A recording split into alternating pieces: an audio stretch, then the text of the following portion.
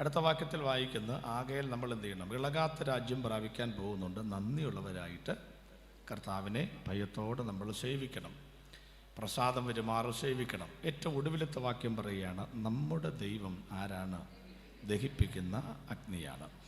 ഒന്നാമത്തെ വാക്യം എന്ന് പറഞ്ഞാൽ ഞാൻ വായിച്ച 4 വാക്യങ്ങളിൽ 26-ാമത്തെ വാക്യത്തിൽ പറയുന്നത് ഈ ലോകം ഇളകുന്നതാണ് എന്നാണ്. കോന്നി അടക്കം, പത്തനംതിട്ട അടക്കം, കേരളമടക്കം, ഇന്ത്യയും ഏഷ്യ ഭൂഖണ്ഡവും അടക്കം ഈ ലോകരാജ്യം ഇളകും. അതാണ് ഒന്നാമത്തെ വാക്യത്തിൽ വായിക്കുന്നത്. രണ്ടാമത്തെ വാക്യത്തിൽ വായിക്കുന്നത് ഇത് ഇളകും എന്ന് പറഞ്ഞ് നമ്മളെ പേടിപ്പിക്കുകയല്ല, മറിച്ച് നമുക്കൊരു സുരക്ഷിതത്വമുള്ള സ്ഥലം ചൂണ്ടിക്കാണിക്കുകയാണ്. ഇളകാത്ത മറ്റൊരു രാജ്യമുണ്ട്. ഇനി മൂന്നാമത്തെ വാക്യത്തിലേക്ക് വരുമ്പോൾ ഓടിക്കയറാൻ പറ്റില്ല. ഇളകുന്ന രാജ്യത്തിന് ഇളകാത്ത രാജ്യത്തിലേക്ക് ഗതികിടുമ്പം കയറി പോകാൻ പറ്റുമൊന്നുമില്ല. ദുരിതാശ്വാസ ക്യാമ്പിൽ കയറുന്ന പോലെ, സെൻട്രൽ ജയിലിൽ ഓടി കയറുന്ന പോലെ ഒന്നും കയറാൻ പറ്റുകയില്ല. സെൻട്രൽ ജയിലൊക്കെ കയറാൻ നിയമങ്ങളുണ്ട്. ഈയിടെ ഒരുത്തൻ കൊച്ചിനെ കൊന്നുവെച്ച് അവിടെ ചെന്നപ്പോൾ അവന് ചെന്ന ദിവസം വ്യാഴാഴ്ചയായിരുന്നു, അന്ന് ആട്ടിറച്ചി ഉണ്ടായിരുന്നു. അവൻ തന്നെ പറഞ്ഞു കുറച്ചുകൂടെ നേരത്തെ വരേണ്ടതായിരുന്നു.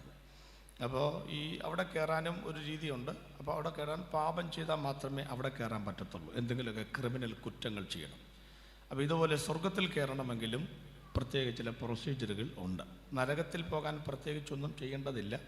പണ്ടത്തെ ഉപദേശിയോട് പിള്ളേർ ചോദിച്ചതുപോലെ, ഉപദേശി നിങ്ങൾ സ്വർഗത്തിലേക്ക് പോകുന്ന വഴി മാത്രമാണല്ലോ പ്രസംഗിക്കുന്നത്, നരകത്തിലേക്ക് പോകാൻ എന്ത് ചെയ്യണം എന്ന് കളിയാക്കി ചോദിച്ചു. ഉപദേശി പറഞ്ഞു, പ്രത്യേകിച്ച് ഒന്നും ചെയ്യണ്ട, നീ ഈ പോക്കങ്ങ് പോയാൽ മതി, അവിടെ ചെന്ന് വീണോളും എന്ന് പറഞ്ഞതുപോലെ ഈ ആളുകളോട് നരകത്തിലേക്ക് പോകുന്ന കാര്യമൊന്നും പറയേണ്ട കാര്യമില്ല. പക്ഷേ സ്വർഗത്തിലേക്ക് പോകുന്ന കാര്യം പറഞ്ഞേ പറ്റത്തുള്ളൂ. നരകത്തിലേക്ക് പോകണമെങ്കിൽ എന്ത് ചെയ്യണം? പ്രത്യേകിച്ചൊന്നും ചെയ്യേണ്ട, പാപം ചെയ്താൽ മതി, അത് ചെയ്തോളും. 10-12 വയസ്സ് വരെ നമ്മുടെ ദൈവശാസ്ത്രത്തിൽ നമ്മൾ കർമ്മപാപങ്ങൾക്ക് വേണ്ടി കർത്താവ് ക്രൂശിൽ മരിച്ചു എന്ന് വിശ്വസിക്കുന്നത് കൊണ്ട് അവർ സ്വർഗത്തിൽ പോകുമെന്നാണ് നമ്മൾ വിശ്വസിക്കുന്നത്. അത് മുസൽമാൻ്റെ കുഞ്ഞു മരിച്ചാലും, ഹിന്ദുവിൻ്റെ കുഞ്ഞു മരിച്ചാലും, കാർത്തിയാനിയുടെ കുഞ്ഞു മരിച്ചാലും, ഏത് കുഞ്ഞു മരിച്ചാലും സ്വർഗത്തിൽ ചെല്ലും. അതുകൊണ്ടാണ് കർത്താവ് പറയുന്നത്, നിങ്ങൾ തിരിഞ്ഞ് ആരെ പോലെ വരണം. കണ്ടോ എത്ര കറക്റ്റാ? മുതുക്കന്മാരെ പോലെ തിരിയാനല്ല. അവരൊക്കെ നോക്കിയാൽ നമുക്ക് പോകേണ്ട സാഹചര്യം കുറഞ്ഞു പോകും. നിങ്ങൾ തിരിഞ്ഞ് ആരെ പോലെ? ശിശുക്കളെ പോലെ നിങ്ങൾ തിരിഞ്ഞു വരണം, എങ്കിൽ നിങ്ങൾക്ക് സ്വർഗരാജ്യം ഉണ്ട് എന്ന് പറയും. ഇനി 12 വയസ്സ് കഴിഞ്ഞാണ് അവർ കർമ്മപാപത്തിലേക്ക് വരുന്നത്. അപ്പോൾ നരകം ആർക്ക് വേണ്ടിയാണ്? പിശാചിനും അവൻ്റെ ദൂതന്മാർക്കും വേണ്ടിയാണ്. അപ്പോൾ പിശാചിൻ്റെ മക്കളായി തീരാതെ നരകത്തിൽ പോകാൻ പറ്റില്ല. പിശാചിൻ്റെ മക്കളായിട്ട് എങ്ങനെ തീരുന്നത്? സിമ്പിളല്ലേ. പാപം ചെയ്യുന്നവൻ ആരാണ്? പിശാചിൻ്റെ മക്കളായി തീരുന്നു. അപ്പോൾ നരകത്തിലേക്ക് പോകാം. അപ്പോൾ ദൈവമക്കളാകണമെങ്കിൽ എന്ത് ചെയ്യണം? അത് അതിനേക്കാൾ സിമ്പിളാണ്. അവനെ കൈക്കൊണ്ട് അവൻ്റെ നാമത്തിൽ വിശ്വസിക്കുന്ന ഏവർക്കും ദൈവമക്കളാകുവാൻ മതങ്ങൾ അധികാരം നൽകില്ല, സംഘടനകൾ ഒട്ടും സമ്മതിക്കില്ല. കാരണം ഈ ഭണ്ണാരക്കുറ്റിയെല്ലാം ഇവിടുന്ന് പൊളിച്ച് നശിപ്പിക്കേണ്ടി വരും. ശബ്ദം വലിയ കുഴപ്പമില്ല, കുറച്ച് കഴിയുമ്പോഴേക്കും എൻ്റെ തൊണ്ട കുറച്ചുകൂടെ തുറക്കും. അപ്പോൾ അതുകൊണ്ട് ഇങ്ങനെ കൂടിക്കൂടി വരുന്നേ ഉള്ളൂ. ഇത് ഏതാണ്ട് കുഴപ്പമില്ല, അങ്ങനെ ഇരുന്നോട്ടെ, പ്രശ്നം ഓക്കെ. അപ്പോൾ ഇതെല്ലാം പൊളിച്ചു കളയേണ്ടി വരും. അതുകൊണ്ട് വചനം പറയുകയാണ്, അവൻ നേരത്തെ തന്നെ നമുക്ക് എന്താണ്? അധികാരം തന്നിരിക്കുന്നു എന്നാണ്. അവൻ നമുക്ക് അധികാരം നൽകപ്പെട്ടിരിക്കുന്നു എന്നാണ്. അപ്പം അങ്ങനെ നമ്മൾ ദൈവമക്കളായി തീരുമ്പോൾ നമ്മൾ സ്വർഗരാജ്യത്തിലേക്ക് പോകാനുള്ള പ്രവേശനം നമുക്കുണ്ടാകും. അപ്പോൾ ഇത് ഇളകുന്ന രാജ്യമാണെന്ന് 26-ാമത്തെ വാക്യം, ഇളകാത്ത രാജ്യമുണ്ടെന്ന് 27-ാമത്തെ വാക്യം, ഇളകുന്ന രാജ്യത്തിൽ നിന്ന് ഇളകാത്ത രാജ്യത്തിലേക്ക് പോകണമെങ്കിൽ എന്ത് ചെയ്യണമെന്ന് 28-ാമത്തെ വാക്യം. ഇനി ഇത് മൂന്നും പറഞ്ഞിട്ടും കണ്ടില്ല എന്ന് നടിച്ച്, കേട്ടില്ല എന്ന് വിചാരിച്ച് നിങ്ങൾ ഇതെല്ലാം പുറങ്കാലുകൊണ്ട് തട്ടിക്കളഞ്ഞാൽ നിങ്ങൾക്കൊരു ജഡ്ജ്മെൻ്റ് ഉണ്ട്. ആണിപ്പഴുത്തുള്ള കരം നീട്ടി 1000 വട്ടം മാടി വിളിക്കുന്ന ഈ സുവിശേഷ പ്രഭാഷണങ്ങളുടെ നടുവിലെ യേശുക്രിസ്തു, ഇതൊക്കെ നിങ്ങൾ കേട്ടിട്ട് നിങ്ങൾ വേണ്ടതുപോലെ പ്രതികരിക്കുന്നില്ലെങ്കിൽ ഇതേ സുവിശേഷം തന്നെ നിങ്ങളെ ന്യായം വിധിക്കും. നിങ്ങളുടെ ന്യായവിധി തയ്യാറാക്കുന്ന ഒരു തൂലികത്തുമ്പ് കരങ്ങളിൽ പിടിച്ചവനായി, ജഡ്ജ്മെൻ്റ് തയ്യാറാക്കുന്ന ഒരു ബലിഷ്ഠനായ കരത്തിൻ്റെ ഉടമസ്ഥനായി യേശുക്രിസ്തു വീണ്ടും ലോകത്തിൽ വരും. അപ്പീലിന് ഇടയില്ലാത്ത വിധം ആധികാരികമായി അവതരിപ്പിക്കുന്ന വാക്കാണ് നമ്മുടെ ദൈവം ദഹിപ്പിക്കുന്ന അഗ്നിയല്ലോ. അത് പറയും മുൻപ് രക്ഷയുടെ മാർഗങ്ങൾ പറയുക എന്നുള്ളതാണ് ഞങ്ങളെ സംബന്ധിച്ച് സുവിശേഷ പ്രസംഗത്തിൻ്റെ കാതലായ ദൗത്യം എന്നുള്ളത്. അതുകൊണ്ട് ഇന്ന് രാത്രിയിൽ ഞാൻ ഈ 4 വാക്യങ്ങളും കൂടെ ചേർത്ത് വെച്ച് ഒറ്റ വാചകം, ഒരു പ്രസംഗത്തിന് പേരിടണമല്ലോ. അങ്ങനെ ഞാൻ ഈ മെസ്സേജിനൊരു പേരിടുകയാണ്, ഇളകാത്ത രാജ്യം എന്നുള്ളതാണ് ഇന്ന് രാത്രിയിൽ പ്രസംഗിക്കുന്നത്. സ്തോത്രം. ഇളകാത്ത രാജ്യം എന്ന് ഞാനൊരു വാക്ക് പറഞ്ഞപ്പോൾ സത്യം പറയാമല്ലോ, ആരെങ്കിലുമൊക്കെ ഹല്ലേലൂയ പറയൂന്നാണ് ഞാൻ വിചാരിച്ചത്. നിങ്ങളുടെ ഇരിപ്പും മട്ടും മാതിരിയും വരവും ഒക്കെ കണ്ടപ്പം ആർത്ത് ഉല്ലസിച്ച് ഹല്ലേലൂയ പറയുന്നവരാണെന്ന് സ്വപ്നം കണ്ടുപോയി.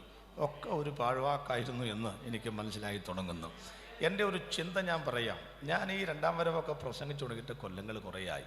പണ്ട് മുതലേ ഇത് പ്രസംഗിക്കുമ്പോഴൊക്കെ എനിക്ക് ഓർക്കുന്നുണ്ട്, എൻ്റെ അപ്പൻ്റെ പെങ്ങളാണ് ഇന്ത്യ പെന്തക്കോസ്ത് ദൈവസഭയിൽ ആദ്യമായി വിശ്വാസത്തിലേക്ക് വന്നത്. 50-55 കൊല്ലം മുൻപാണ്. യേശു വരുന്നു എന്ന പ്രസംഗത്തിൻ്റെ എവിടെയെങ്കിലും ഇടയ്ക്ക് ചുമ്മാ പറഞ്ഞാൽ മതി എഴുന്നേറ്റ് എന്ന് ഹല്ലേലൂയ പറയുമായിരുന്നു. പക്ഷേ ഇപ്പോഴത്തെ പെന്തക്കോസ്തുകാരെ സംബന്ധിച്ച് യേശു വരണമെന്ന് അത്ര വലിയ ആക്രാന്തമൊന്നും ആളുകൾക്കില്ല. വരുന്നെങ്കിൽ വരട്ടെ, അങ്ങേർക്ക് സൗകര്യം ഉണ്ടെങ്കിൽ വന്നിട്ട് പോട്ടെ എന്നുള്ള ഒരു മട്ടിലാണ് നമ്മൾ പല ആളുകളും ഇങ്ങനെ ജീവിക്കുന്നത്. ഒന്നാമത് ഈ ഒരു നിലയിലും അല്ലാത്തവർ 2 നില വീടൊക്കെ പണിതല്ലോ. പാവപ്പെട്ടവൻ്റെ പാദങ്ങൾ പാശ്ചാത്യ ലോകത്ത് കാലുകുത്തി പളപള മിന്നുന്ന കെട്ടുകൾ, നോട്ടെന്ന് പറഞ്ഞാൽ പോരാ, നോട്ട് കെട്ടുകൾ കയ്യിലൊക്കെ വന്നല്ലോ. നമുക്കപ്പോൾ ഇവിടെ ഈ കാൽക്കുലേറ്ററിനകത്ത് തൊട്ടുകൂട്ടി കണക്കുകൾ കൂട്ടുന്ന, കമ്പ്യൂട്ടറിനകത്ത് അതേ കൈവിരൽ തുമ്പുകൾ കൊണ്ട് കവിതകൾ വിരിയിക്കുന്ന പുത്തൻ വിനിമയ വിദ്യയുടെ ഉത്തരാജിക്കുന്ന ആധുനിക കാലഘട്ടത്തിൻ്റെ ഈ യന്ത്ര മനുഷ്യനോട്, ഒന്നിനും കുറവില്ലാത്ത ഈ മനുഷ്യനോട് യേശു വരുന്നു എന്നൊക്കെ പറഞ്ഞാൽ ആർക്കാണ് ഇത്ര വലിയ താല്പര്യം ഉണ്ടാവുക? മൂവാറ്റുപുഴയിൽ 6 ദിവസം ഞാൻ യേശുവിൻ്റെ വരവിനെക്കുറിച്ച് പ്രസംഗിച്ച അനന്തരം പാട്ടുപാടിയ സഹോദരിയുടെ മകൻ 6-ാം ദിവസത്തെ എൻ്റെ ഓട്ടറക്കോളിൻ്റെ ശൈലി കണ്ടപ്പോൾ ഞാൻ വാവിട്ട് കരയുന്നു. ആളുകൾ കണ്ണുനീരോടെ പ്രസംഗങ്ങൾ ഏറ്റെടുക്കുന്നു, തീരുമാനമെടുക്കുന്നു. അവൻ്റെ അമ്മയോട് ചോദിച്ചൊരു ചോദ്യമുണ്ട്, മമ്മി ഇങ്ങേരിപ്പോൾ യേശു വന്നേ പറ്റത്തുള്ളൂ എന്നുള്ള നിർബന്ധ ബുദ്ധിക്കാരനാണല്ലോ, 6 ദിവസമായി ഈ പുള്ളി ഇതല്ലാതെ വേറെ ഒന്നും പ്രസംഗിക്കുന്നില്ലല്ലോ. ഒരു സംശയം, അങ്ങേരെ ഇപ്പം ഇത്ര ധൃതി പിടിച്ച് ഇങ്ങോട്ട് വരാൻ ഇവിടെ ആർക്ക് എന്ത് സംഭവിച്ചിട്ടാണ് എന്നവൻ അമ്മയോട് ചോദിച്ചു. അവൻ്റെ അപ്പൻ ഗൾഫിലാണ്. അന്നത്തെ 500-ൻ്റെ മഞ്ഞ നോട്ട് സ്ട്രോബറിക്കും പിസ്താക്കും വഴി മാറുന്ന കാലം. 2-3 ദിവസം കൂടുമ്പം തീർന്നോടാ എന്ന് ചോദിച്ച് 500 നോട്ടെടുത്ത് കൊടുക്കുന്ന ആ അമ്മയുടെ മകൻ അങ്ങനെ ചോദിച്ചതിൽ എനിക്ക് ഒരത്ഭുതം തോന്നിയിട്ടില്ല. എന്ന് പറഞ്ഞാൽ ഇവിടെ ഇരിക്കുന്ന ഈ യൂത്ത് പിള്ളേർ യേശു വരുന്നു എന്ന് പറയുമ്പോൾ സ്തോത്രം ഹല്ലേലൂയ എന്ന് പറഞ്ഞില്ല എന്ന് കരുതി എനിക്ക് യാതൊരു ബുദ്ധിമുട്ടുമില്ല. പക്ഷെ കുഴിയിലേക്ക് കാലം നീട്ടിയിരിക്കുന്ന കുറച്ച് മൂത്തതും ഇവിടെ ഇരിപ്പുണ്ടല്ലോ, അവരും ഒരു സ്തോത്രം പറയുന്നില്ല എന്നുള്ളതിനകത്ത് എനിക്ക് എവിടെയോ ഒരു സങ്കടം തോന്നിയിട്ടുണ്ട്. ഇനി നിങ്ങളൊക്കെ സ്തോത്രം പറയുന്നതിനനുസരിച്ച് പ്രസംഗത്തിൻ്റെ റേഞ്ച് കൂടുന്ന ഒരാളല്ല ഞാൻ ശവക്കോട്ടെ പ്രസംഗിക്കേണ്ടി വന്നാലും പറയാനുള്ളത് പറയും. നിങ്ങൾ സ്തോത്രം പറഞ്ഞില്ലേലും പറയും, പറഞ്ഞാലും പറയും. ഒരു കാര്യം ഞാൻ പറയാം, ഈ കാലങ്ങളൊന്നിൽ കർത്താവ് താൻ ഗംഭീരനാദത്തോടെ തൻ്റെ സഭയെ ചെറുക്കുവാൻ യേശു വരും. അതുകൊണ്ടാണ് പതിവില്ലാത്ത വിധം ഇവിടെ കോന്നിയിലൊക്കെ ഉണർവ് എന്ന പേരിൽ സംഗതികൾ ആരംഭിച്ചിരിക്കുന്നത്. ഉണർവ് എന്ന വിഷയത്തിന് അകത്തളങ്ങളിൽ പ്രസംഗിക്കാൻ വിളിക്കുകയായിരുന്നെങ്കിൽ ഞാൻ ആ സബ്ജക്റ്റ് മാത്രം എടുത്തിട്ട് ഒരു 2 മണിക്കൂർ പ്രസംഗിക്കുമായിരുന്നു. കാരണം ഈ അടുത്തയിടെ ഞാൻ വെയിൽസിലെ ഉണർവ് നടന്ന ഇവാൻ റോബർട്സിൻ്റെ സ്ഥലം കൂടെ സന്ദർശിച്ച് വരികയാണ്. അവിടുത്തെ കാര്യം മാത്രം പറയാൻ എനിക്കൊരു 1/2 മണിക്കൂർ വേണം. പക്ഷേ ഒരു കൺവെൻഷൻ്റെ വേദിയിൽ അതിനുള്ള ആരാധനയും മറ്റു കാര്യങ്ങൾക്കും സമയം കുറവായിരിക്കും എന്നുള്ളത് കൊണ്ട് ഞാൻ ആ ഭാഗത്ത് കടക്കുന്നില്ല. പരമാർത്ഥമായ മനസ്സുകൾ ഉണർത്തപ്പെടുവാൻ ഈ സന്ദേശം മതിയാകും എന്ന് ഞാൻ വിചാരിക്കുന്നു. ഇവിടെ കർത്താവായ യേശുക്രിസ്തുവിൻ്റെ പുനരാഗമനത്തെക്കുറിച്ച് പറയുമ്പോൾ പറയുന്നത്, അന്ന് അവൻ്റെ ശബ്ദം ഭൂമിയെ ഇളക്കി എന്ന കാര്യം ഈ പറയുന്നത് ഉൽപ്പത്തി പുസ്തകത്തിനകത്ത് ഭൂമി സൃഷ്ടിക്കുന്നത് എവിടെയാണെന്ന് പറഞ്ഞിട്ടുണ്ട്. ആദിയിൽ ദൈവം ആകാശവും ഭൂമിയും സൃഷ്ടിച്ചു. 1-ാം അധ്യായത്തിൽ കാണുന്ന വേദഭാഗത്ത് നമ്മൾ നോക്കുമ്പോൾ ഭൂമി വെള്ളത്തിന് അടിയിലാണ്. യഹോവ പറയുകയാണ്, വെള്ളം ഒരു സ്ഥലത്ത് കൂടട്ടെ. 79% വെള്ളം ഒരു സ്ഥലത്ത് കൂടി. അതിന് സമുദ്രം എന്ന ദൈവം പേരിട്ടു. ശേഷിക്കുന്ന 21% ഉണങ്ങിയ നിലത്തിന് ഭൂമി എന്ന് പേരിട്ടു. ആ വേദഭാഗം വായിക്കുമ്പോൾ നമുക്ക് തോന്നും ആദ്യമായിട്ട് ദൈവം ഭൂമി സൃഷ്ടിച്ചത് വെള്ളത്തിന് അടിയിലാണെന്ന്. അല്ല, ദൈവം ഭൂമിയെ സൃഷ്ടിച്ചത് വെള്ളത്തിന് മുകളിലാണ്. 136-ാമത്തെ സങ്കീർത്തനം വായിക്കുമ്പോൾ അവിടെയാണ് ആ വാക്യം കാണുന്നത്, ഭൂമിയെ വെള്ളത്തിന്മേൽ വിരിച്ചവന് അവൻ്റെ ദയ എന്നേക്കും ഉള്ളത്. അപ്പോൾ ദൈവം ഭൂമിയെ സൃഷ്ടിച്ചത് വെള്ളത്തിൻ്റെ മുകളിൽ തന്നെയാണ്.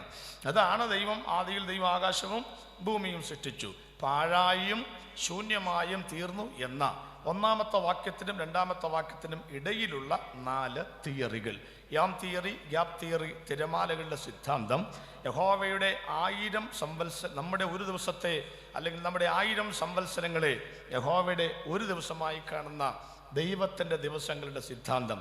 ഇവിടങ്ങളിൽ സംഭവിച്ച കാര്യമാണ് യെഹെസ്കേൽ 28, യെശയ്യാവിൻ്റെ പ്രവചനം 14. ഈ സംഭവങ്ങൾ ആസ്പദമാക്കുമ്പോൾ ആദാമിൻ്റെ കയ്യിൽ കൊടുത്തത് പുനഃപ്രതിഷ്ഠിക്കപ്പെട്ട പുനർനിർണയിക്കപ്പെട്ട ഒരു ഭൂമിയാണ്. ഇന്ന് നാം ചവിട്ടി നിൽക്കുന്ന ഈ ഭൂമിയിലെ ആദ്യ മനുഷ്യനാണ് ആദാം. കൊടുത്തിട്ട് പറഞ്ഞു, മോനെ നീ ഇതിനെ നന്നായിട്ട് നടത്തണം, പാപമൊന്നും ചെയ്യരുത്, നടുവിൽ നിൽക്കുന്ന ആ വൃക്ഷഫലം നീ തിന്നരുത്. അരുത് എന്നൊരു വാക്ക് കേൾക്കാനിരിക്കുകയാണല്ലോ നമ്മൾ, അതിനെ എങ്ങനെയെങ്കിലും ഒന്ന് ലംഘിക്കാനായിട്ട്. അതുകൊണ്ട് അതങ്ങോട്ട് തെറ്റിച്ചു കഴിഞ്ഞ ഉടനെ സംഭവിച്ച കാര്യം അറിയാമല്ലോ. ഈ പാപം ചെയ്യരുത് എന്ന് പറഞ്ഞ് സമാധാന കരാറിൽ ഒപ്പുവെച്ചു. മഷി ഉണങ്ങും മുൻപ് അതിർത്തിയിൽ വെടിപൊട്ടി എന്ന പത്രക്കാരുടെ ഭാഷ പറയുന്ന പോലെ 6-ാം അധ്യായം വന്നപ്പോഴേക്കും അതേ പാപം വീണ്ടും വർദ്ധിച്ചു. അങ്ങനെ നോഹയുടെ കാലഘട്ടം വന്നപ്പോഴേക്കും ഈ ഭൂമിയെ ദൈവം തമ്പുരാൻ അരരാത്തിൻ്റെ മുകളിൽ വരെ വെള്ളത്തിനകത്തിട്ട് കഴുകി. നമ്മുടെയൊക്കെ ഷർട്ടുകൾ പഴയതാകുമ്പോൾ അതിനകത്ത് കാരം ഇട്ട് പുഴുങ്ങി അലക്കാറുണ്ട്. സൂപ്പർ വൈറ്റ് പണ്ട് മുക്കാറുണ്ട്, പിന്നെ സ്റ്റിഫ് ആൻഡ് ഷൈൻ മുക്കാറുണ്ട്. ഇപ്പം ഒരു തരം പൊടിയാണ്, കണ്ടാലറിയാം വടി പോലെ ഒരു വരവാണ്. അപ്പോൾ അതെല്ലാം മാറി മാറി വന്ന സംഭവങ്ങളാണ്. അപ്പോൾ ദൈവം പറഞ്ഞു, മോനെ ഈ ഭൂമിയെ ഞാൻ 2 പ്രാവശ്യമായിട്ട് വെള്ളത്തിനകത്തിട്ട് കഴുകുകയാണ്. 1 ആദാമിൻ്റെ കാലഘട്ടത്തിൽ, 2 നിൻ്റെ കാലഘട്ടത്തിൽ. കഴുകുന്നുണ്ട്, കുഴപ്പമില്ല, പക്ഷെ പിഴിയുന്നവൻ ഞാനായതുകൊണ്ട്, ഞാനിങ്ങനെ ക്ഷീണിച്ചിരിക്കുന്നവനല്ലോ, ഓൾമൈറ്റി ഗോഡ് സർവശക്തനാണ്, പിഴിയുമ്പോൾ പിഞ്ചുന്നത് പോലെ എനിക്ക് തോന്നുന്നു. അതുകൊണ്ട് ഇനി ഞാൻ 3ാമത് ഇതുപോലെ നിങ്ങൾ പാപം ചെയ്താൽ ഈ ഭൂമിയെ ഞാൻ വെള്ളത്തിനകത്തിട്ട് കഴുകില്ല. കാരണം ഇനി ഇത് കഴുകി പിഴിഞ്ഞാൽ പിഞ്ചി കീറിപ്പോകും. അതുകൊണ്ട് ഞാൻ ഇനി കഴുകാൻ നിൽക്കില്ല, ഇതിനെ കത്തിച്ച് കളയും. ഇതിനെ കത്തിച്ച് കളഞ്ഞിട്ട് പുതിയ ഒരാകാശം, പുതിയൊരു ഭൂമി ഇവിടെ ഞാൻ സ്ഥാപിതമാക്കും. ഇത് ദൈവത്തിൻ്റെ വാഗ്ദത്തമാണ്. വെള്ളത്താൽ ഭൂമിയെ നശിപ്പിക്കുകയില്ല എന്നുള്ളതിൻ്റെ തെളിവിനായി ഒരു തെളിവും വെച്ചിട്ടുണ്ട്. മേഘത്തിൽ ഞാൻ എൻ്റെ വില്ല് വെക്കുന്നു. അതാണ് മഴവില്ല് എന്ന് പറയുന്നത്. അപ്പോൾ ദൈവം തമ്പുരാൻ പറഞ്ഞിട്ടുണ്ട്, വെള്ളം കൊണ്ട് ഭൂമിയെ ദൈവം നശിപ്പിക്കുകയില്ല. അപ്പോൾ ഒരു കാര്യം നമുക്ക് ചോദിക്കാനുണ്ട്. കഴിഞ്ഞ 2 വർഷങ്ങളായി കേരളത്തിൽ ഒരു എന്താ പറയുക, ഒരു അസാധാരണമായ സംഭവം നടന്നുകൊണ്ടിരിക്കുകയാണ്. 2 വർഷമല്ല, ഒത്തിരി കൊല്ലമായി ഇടതുപക്ഷ ജനാധിപത്യ മുന്നണി കേരളം ഭരിക്കുന്ന കാലഘട്ടത്തിൽ തൃശ്ശൂരിൻ്റെ സ്വന്തം മന്ത്രി CPIയുടെ പ്രധാനപ്പെട്ട ഒരു മന്ത്രിയായിരുന്നു സഖാവ് KP രാജേന്ദ്രൻ. അദ്ദേഹമാണ് ഇവിടുത്തെ റവന്യൂ വകുപ്പ് മന്ത്രിയായിരുന്നത്. അന്ന് കേന്ദ്രത്തിൻ്റെ പരിസ്ഥിതി വകുപ്പ് മന്ത്രി മരിച്ചുപോയ ഡോക്ടർ അംബരീഷ് ആയിരുന്നു. അദ്ദേഹം ഇങ്ങോട്ട് കൊടുത്ത ഒരു കത്തുണ്ട്. ആ കത്തിൻ്റെ പ്രസക്ത ഭാഗങ്ങൾ അന്ന് പത്രമാധ്യമങ്ങൾ വെളിയിൽ വിട്ടിരുന്നു.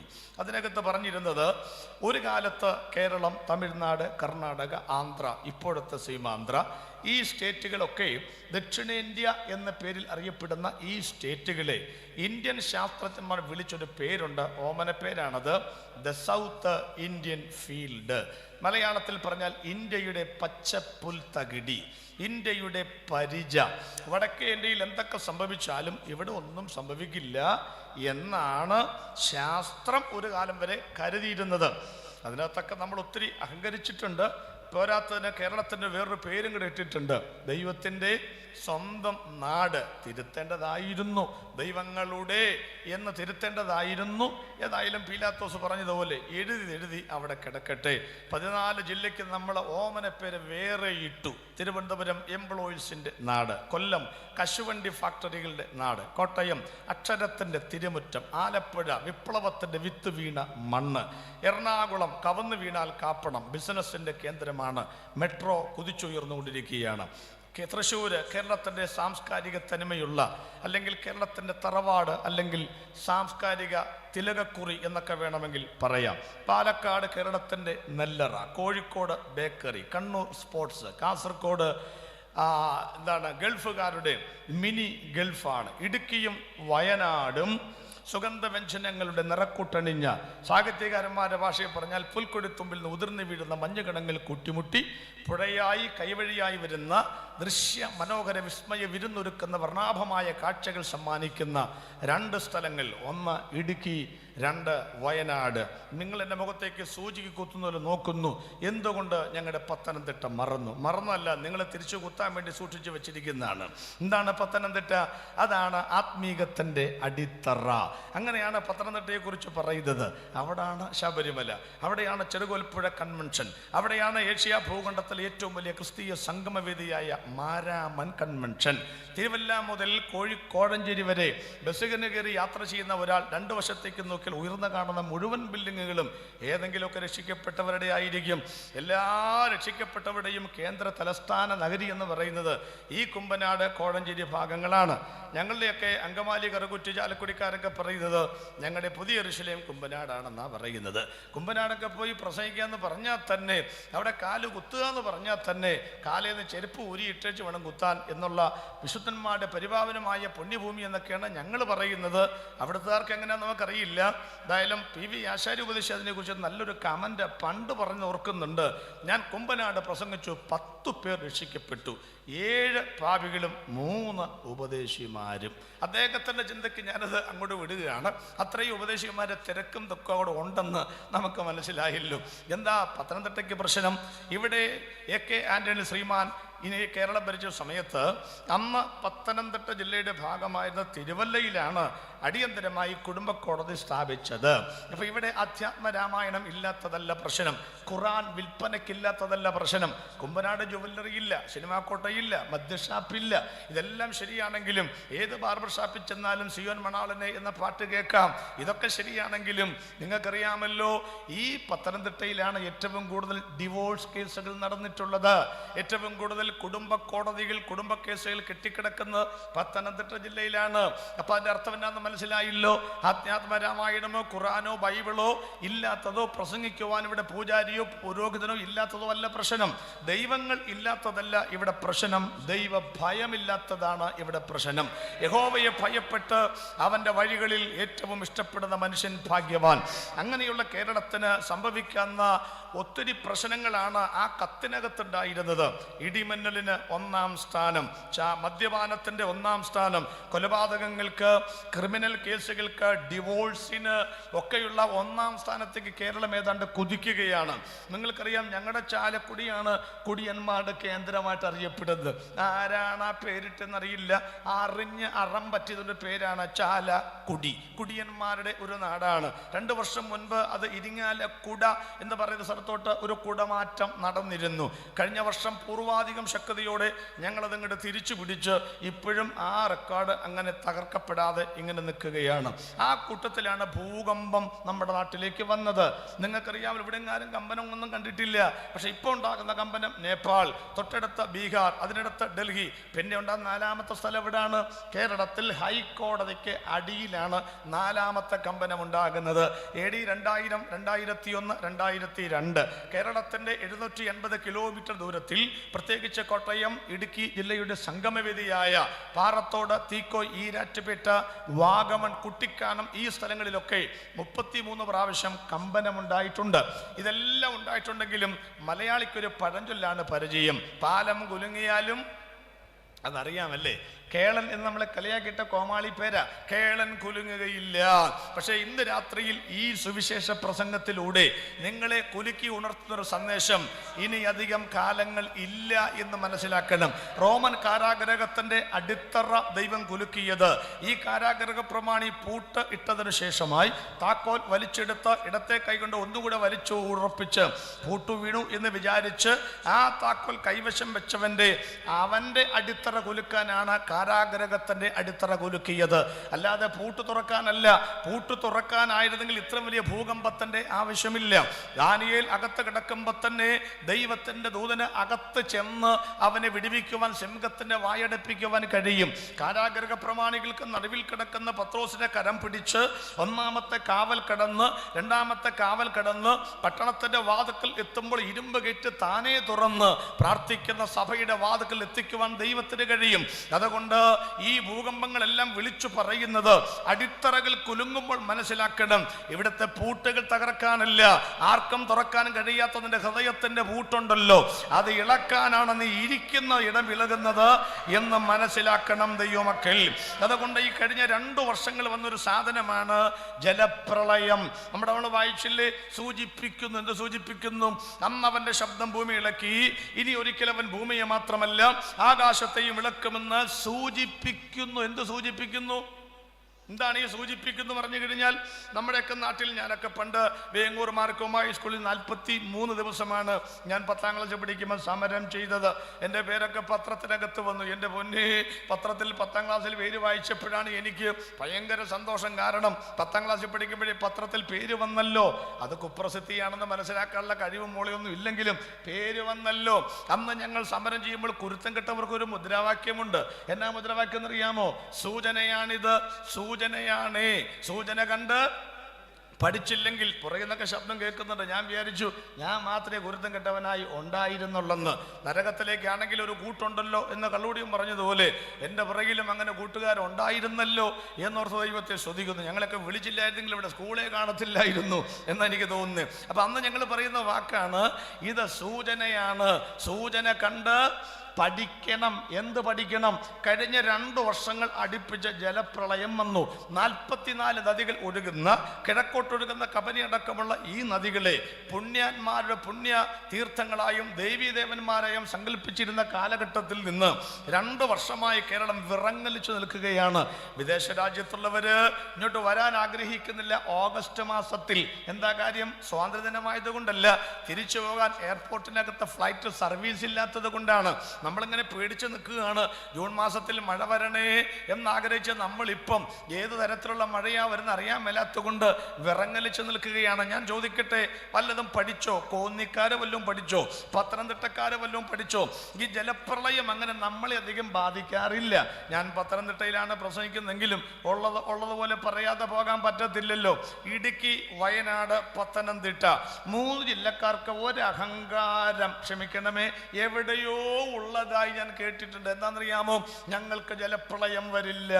മലയോര പ്രദേശങ്ങളായതുകൊണ്ട് വല്ലപ്പോഴും ഒരു വൻമരങ്ങാനും കടപുഴകി 2 വീടങ്ങോട്ട് പോകുന്നല്ലാതെ ഞങ്ങളെ ഒന്നും ജലപ്രളയം ബാധിക്കില്ല എന്നൊരു ചിന്ത ഇവിടുത്തെ അച്ചായന്മാർക്കൊക്കെ ഉണ്ടായിരുന്നു. പ്രത്യേകിച്ച് റാന്നി അച്ചായന്മാർക്കൊക്കെ ജലപ്രളയം എന്ന് കേൾക്കുമ്പോഴേ പേടിക്കേണ്ടത് 2 സ്ഥലങ്ങളാണ്. ഒന്ന് എറണാകുളം, കുളമാണല്ലോ. 2 തിരുവനന്തപുരം, പുരമാണല്ലോ. ഒറ്റ മഴ പെയ്താൽ തമ്പാനൂർ റെയിൽവേ സ്റ്റേഷൻ വെള്ളത്തിനകത്ത് മുങ്ങും. ഒറ്റ മഴ പെയ്യണ്ട, മഴ കണ്ടാൽ മതി. എറണാകുളം കുളമാകും, കൊതുകാണ് എമ്പളവും. പിന്നെ പറയേണ്ട കാര്യവുമില്ലല്ലോ. പക്ഷെ നിങ്ങൾ ശ്രദ്ധിച്ചോ, ഈ 2 പ്രാവശ്യം ജലപ്രളയം വന്നപ്പോഴും എറണാകുളത്തെ കളമശ്ശേരി വരെ വെള്ളപ്പൊക്കം വന്നിട്ടുള്ളൂ. അതിനപ്പുറത്തോട്ട് വെള്ളപ്പൊക്കം വന്നിട്ടില്ല. തിരുവനന്തപുരത്ത് നോക്കുക, തിരുവനന്തപുരത്ത് 2 പ്രാവശ്യവും ഒറ്റ ട്രെയിൻ സർവീസും മുടങ്ങിയിട്ടില്ല. ട്രിവാൻഡ്രത്ത് ആർക്കും പ്രശ്നം ഉണ്ടായിട്ടില്ല. പകരം ഈ ജലപ്രളയം ഉണ്ടാവില്ല എന്ന് വിചാരിച്ച ഇടുക്കിയുടെ സ്ഥിതി എന്താ പ്രിയപ്പെട്ടവര്? ഉണ്ടാകില്ല എന്ന് വിചാരിച്ച വയനാടുകാരുടെ സ്ഥിതി എന്താ? ഉണ്ടാവില്ല എന്ന് വിചാരിച്ച പത്തനംതിട്ടക്കാരുടെ സ്ഥിതി എന്താ? റാന്നി ഇട്ടിയപ്പാറ ബസ് സ്റ്റാൻഡ് നിങ്ങൾക്കറിയാമല്ലോ. അതിന്റെ താഴെയാണ് പല ഷട്ടറുകളും കടകളൊക്കെ പ്രവർത്തിക്കുന്നത്. 1 മാസത്തോളം ഒരു പ്രൈവറ്റ് ബസ്സിന് മേളിലാണ് വെള്ളം കയറിയത്. അപ്പൊ എന്ത് മനസ്സിലായി? 24 മണിക്കൂറും വെള്ളം കയറും ഭീതിപ്പെടുത്തിയ എറണാകുളത്ത് വെള്ളം കയറിയില്ല, ട്രിവാൻഡ്രത്ത് വെള്ളം കയറിയില്ല. എന്താ കയറാത്തെന്നറിയാമോ? ആ പാവത്തങ്ങളാണ് 12-10 എസ് ലോറിക്കകത്ത് അവരെ വള്ളവും കെട്ടി നമ്മൾ രക്ഷിക്കാൻ വേണ്ടി വന്നത്. ആരോട് പറയാൻ? സ്തോത്രം. അതുകൊണ്ട് അഹങ്കാരത്തിന്റെ കൊമ്പുകളൊക്കെ ദൈവം നമ്പുരാൻ ഒടിച്ചിട്ട സമയങ്ങളായിരുന്നു അതെന്ന് മനസ്സിലാക്കണം. നിങ്ങൾ ഒരു കാര്യം വ്യക്തമായി പറയുകയാണ്. ചില ആളുകൾ വിചാരിച്ചു ഹെയർപിൻ വിളവ് 9 കയറിയിട്ട് വയനാട്ടിലേക്ക് വെള്ളം വരില്ല. അങ്ങനെയൊക്കെയാണോ വെള്ളം വരുന്നത്? 65 മൈൽ ദൂരത്താണ് നോഹ പെട്ടകം പണിത് വെച്ചത്. പക്ഷേ തോട് കയറിയല്ല വെള്ളം വന്നത്. കടൽ കിടക്കുന്ന വെള്ളത്തെ നീരാവിയായി പൊക്കിയെടുത്ത് ഒരു കാർമേഘത്തിന്റെ മറവിൽ ഒളിപ്പിച്ചു നിർത്തി. ഒരു വടതിക്കാറ്റും തെന്നിക്കാറ്റും ചുഴലിക്കാറ്റും പെരുങ്കാറ്റും കൊടുങ്കാറ്റും വേണ്ടി വന്നാൽ ഈശാനമൂലം അടിപ്പിച്ച് ഇടവപ്പാതിക്ക് ഇടിവെട്ടി മഴ പെയ്യുന്നത് പോലെ തുള്ളിക്കൊരു കുടം പെയ്യുന്ന തുലാവർഷം എന്ന കണക്കെ ആകാശത്തിന്റെ കിളിവാതിൽ തുറന്ന് താഴ്വരയെ വെള്ളം കൊണ്ട് നിറച്ച് പെട്ടകത്തെ ഉയരത്തിലെത്തിക്കുവാൻ ദൈവം ശക്തനായതുപോലെ എന്നെ ശ്രദ്ധിക്കുന്ന പ്രിയപ്പെട്ടവരെ, ഈ കേരളത്തിന്റെ 14 ജില്ലകളും സുരക്ഷിതത്വ മണ്ഡലങ്ങളല്ല എന്ന് മനസ്സിലാക്കുവാൻ 2 അവസരങ്ങൾ ദൈവം നമുക്ക് തന്നു കഴിഞ്ഞു. പക്ഷെ ഇവിടെയൊന്നും ദൈവമക്കൾ ഭാരപ്പെടേണ്ടതില്ല. ഞങ്ങൾ ഇതിനകത്തൊന്നും സുരക്ഷിതത്വം കണ്ടെത്തിയിട്ടുമില്ല. നിങ്ങളുടെ ബഹുനില മന്ദിരങ്ങളിലോ നിങ്ങളുടെ ഈടുറ്റ മുറികൾക്കകത്തോ AC റൂമിനകത്തോ മലമണ്ടക്കകത്തിരിക്കുന്ന വീടുകൾക്കോ ഞങ്ങളാരും സുരക്ഷിതം കരുതിയിട്ടില്ല. അമേരിക്കൻ പടയാളികളാണ് ബങ്കറുകൾ കണ്ടുപിടിച്ചത്. അതുകൊണ്ടാണ് സദ്ദാം ഹുസൈനൊക്കെ വേരോടെ അവർ പൊക്കിയെടുത്തത്. അവർക്ക് മറയാൻ ബങ്കറുകൾ ഉണ്ട്. ലോകത്തിൽ ഒരു കാലഘട്ടത്തിൽ സുപ്രസിദ്ധ സൈന്യമായിരുന്ന റഷ്യൻ പടയാളികൾക്ക് മറയുവാൻ അവിടെ കോക്കസ് പാറകൾ ഉണ്ട്. ഇന്ത്യൻ പടയാളികൾ മറയുന്നതാണ് കാർഗിൽ മലനിരകൾ.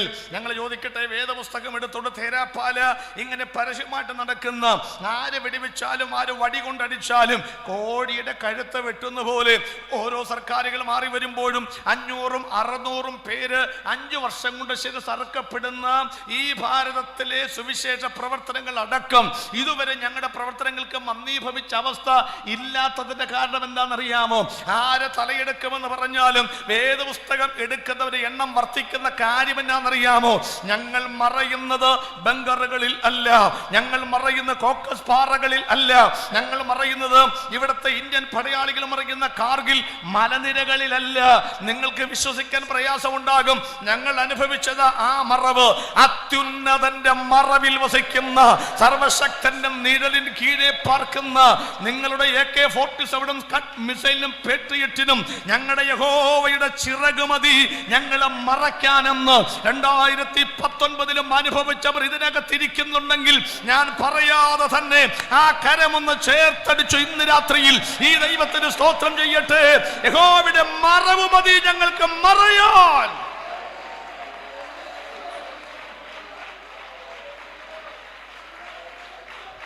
എന്ത് പഠിച്ചു നമ്മൾ? ഈ യോഗം ശരിക്കും വെക്കേണ്ടത് കോന്നി സിറ്റിയിലായിരുന്നു. കുറച്ചും കൂടി ആവേശത്തോടെ ഞാൻ പ്രസംഗിച്ചേനെ. എന്ത് പഠിച്ചു കോന്നിക്കാർ? എന്ത് പഠിച്ചു? പഠിച്ചത് ഞാൻ പറയാം എന്താ പഠിച്ചതെന്ന്. എന്നെ കണ്ടപ്പോൾ ഒരപ്പച്ചൻ പറഞ്ഞു, പാസ്റ്ററിന്റെ പ്രസംഗമല്ല, ഞാൻ യൂട്യൂബിൽ കിടക്കേണ്ടിട്ടാ, അടിപൊളി പ്രസംഗമാണ്, നല്ല സുന്ദരമായ പ്രസംഗമാണ്, പക്ഷേ എന്നെ പെന്തിക്കോസിലേക്ക് മാത്രം വിളിക്കരുത്, ഞാൻ പെന്തിക്കോസിലേക്ക് വരികയില്ല. അതൊക്കെ ഇഷ്ടം പോലെ പറയുന്ന അപ്പച്ചന്മാരെ നമ്മൾ കണ്ടിട്ടുണ്ട്.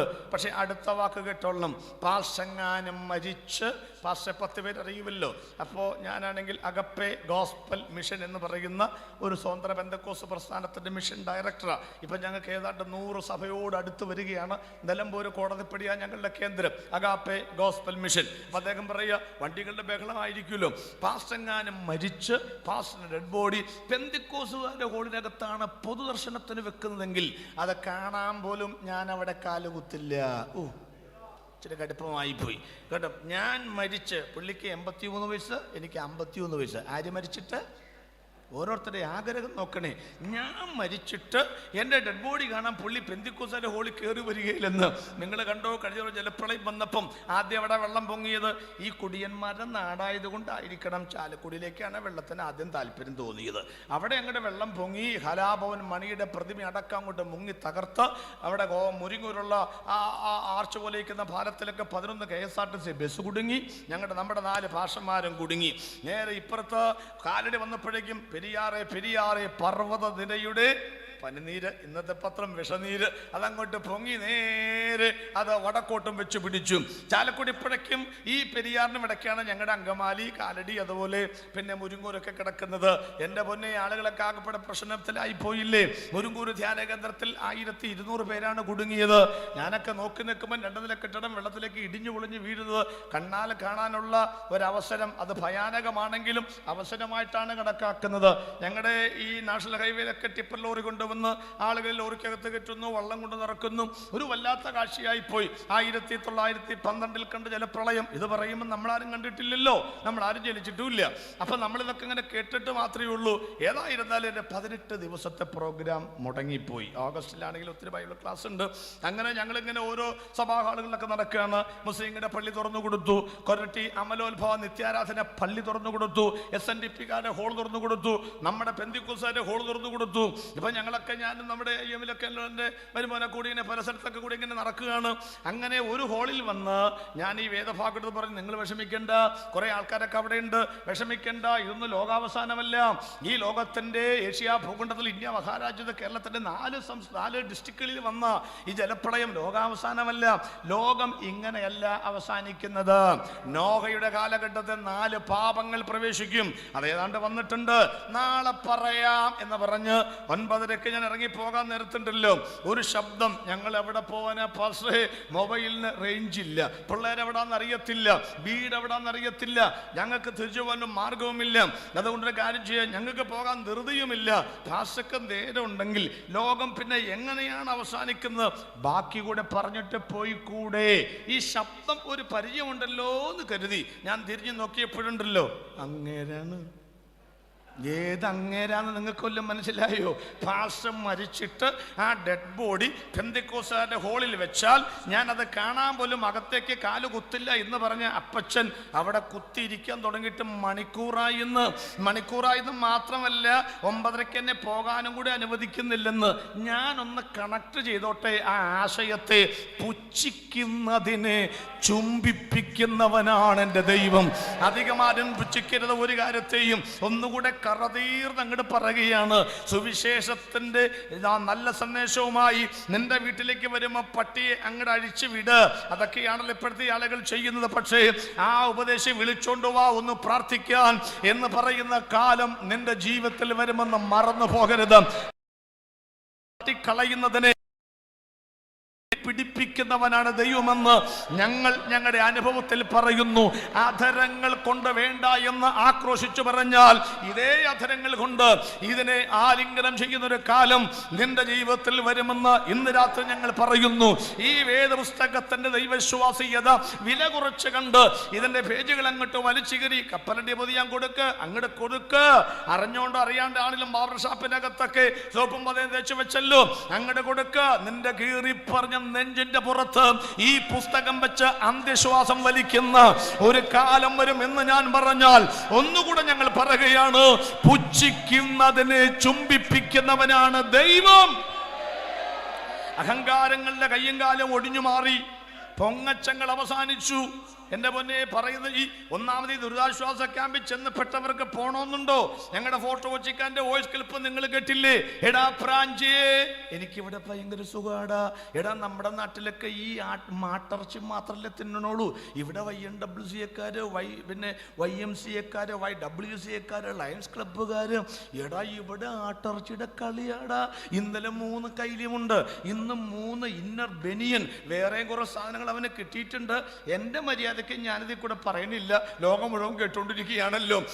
അവസാനത്തെ പ്രാർത്ഥന എനിക്ക് ഭയങ്കരമായിട്ട് ഇഷ്ടപ്പെട്ടു. എൻ്റെ നിത്യാരാധന മാതാവേ, എൻ്റെ അമലോത്ഭവ മാതാവേ, എൻ്റെ സ്വർലോക രാജ്ഞി, ഈ ദുരിതാശ്വാസ ക്യാമ്പ് അടുത്തെങ്ങും അടക്കല്ലേ എന്നാണ് അവൻ്റെ പ്രാർത്ഥന. നമുക്കൊന്ന് ചോദിച്ചു നോക്കാം, എന്താണ് ഇപ്പം ഇതിനൊന്ന് പോകാൻ താല്പര്യമില്ലാത്തത്?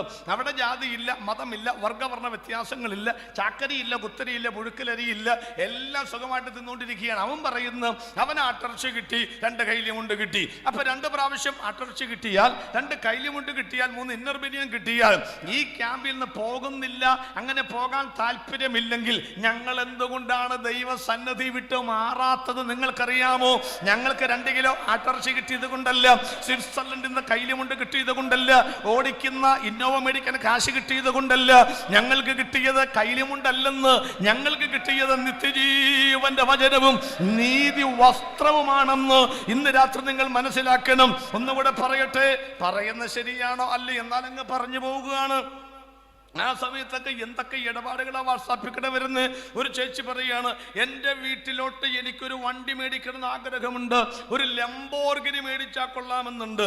ഞാൻ വിചാരിച്ചു എന്താണപ്പം ലംബോർഗിനി, എൻ്റെ വണ്ടിയാണെങ്കിൽ 10 വർഷമായൊരു പഴയ സാൻഡ്രോ വണ്ടിയാണ്, നല്ല ഒന്നാന്തരം വണ്ടി, അതിൻ്റെ വിൽക്കാൻ തോന്നുന്നില്ല. ഇപ്പോൾ ഒരു വണ്ടി ഇങ്ങനെ നോക്കിക്കൊണ്ടിരിക്കുകയാണ്. അപ്പം ഞാൻ എന്താണ് അവ ലംബോർഗിനി? യൂട്യൂബൊക്കെ സെർച്ച് ചെയ്ത് വന്നപ്പോഴുണ്ടല്ലോ ഇതൊക്കെ വലിയ വലിയ കോടീശ്വരന്മാർ മേടിക്കുന്ന വണ്ടിയാണ്. ഞാൻ അന്വേഷിച്ച് വന്നപ്പം ബ്രൂണയിൽ സുൽത്താൻ, കൊള്ളാം പുള്ളിയുടെ പേര്. പുള്ളിയുടെ വീട്ടിനകത്ത് 1768 മുറികളുണ്ട്.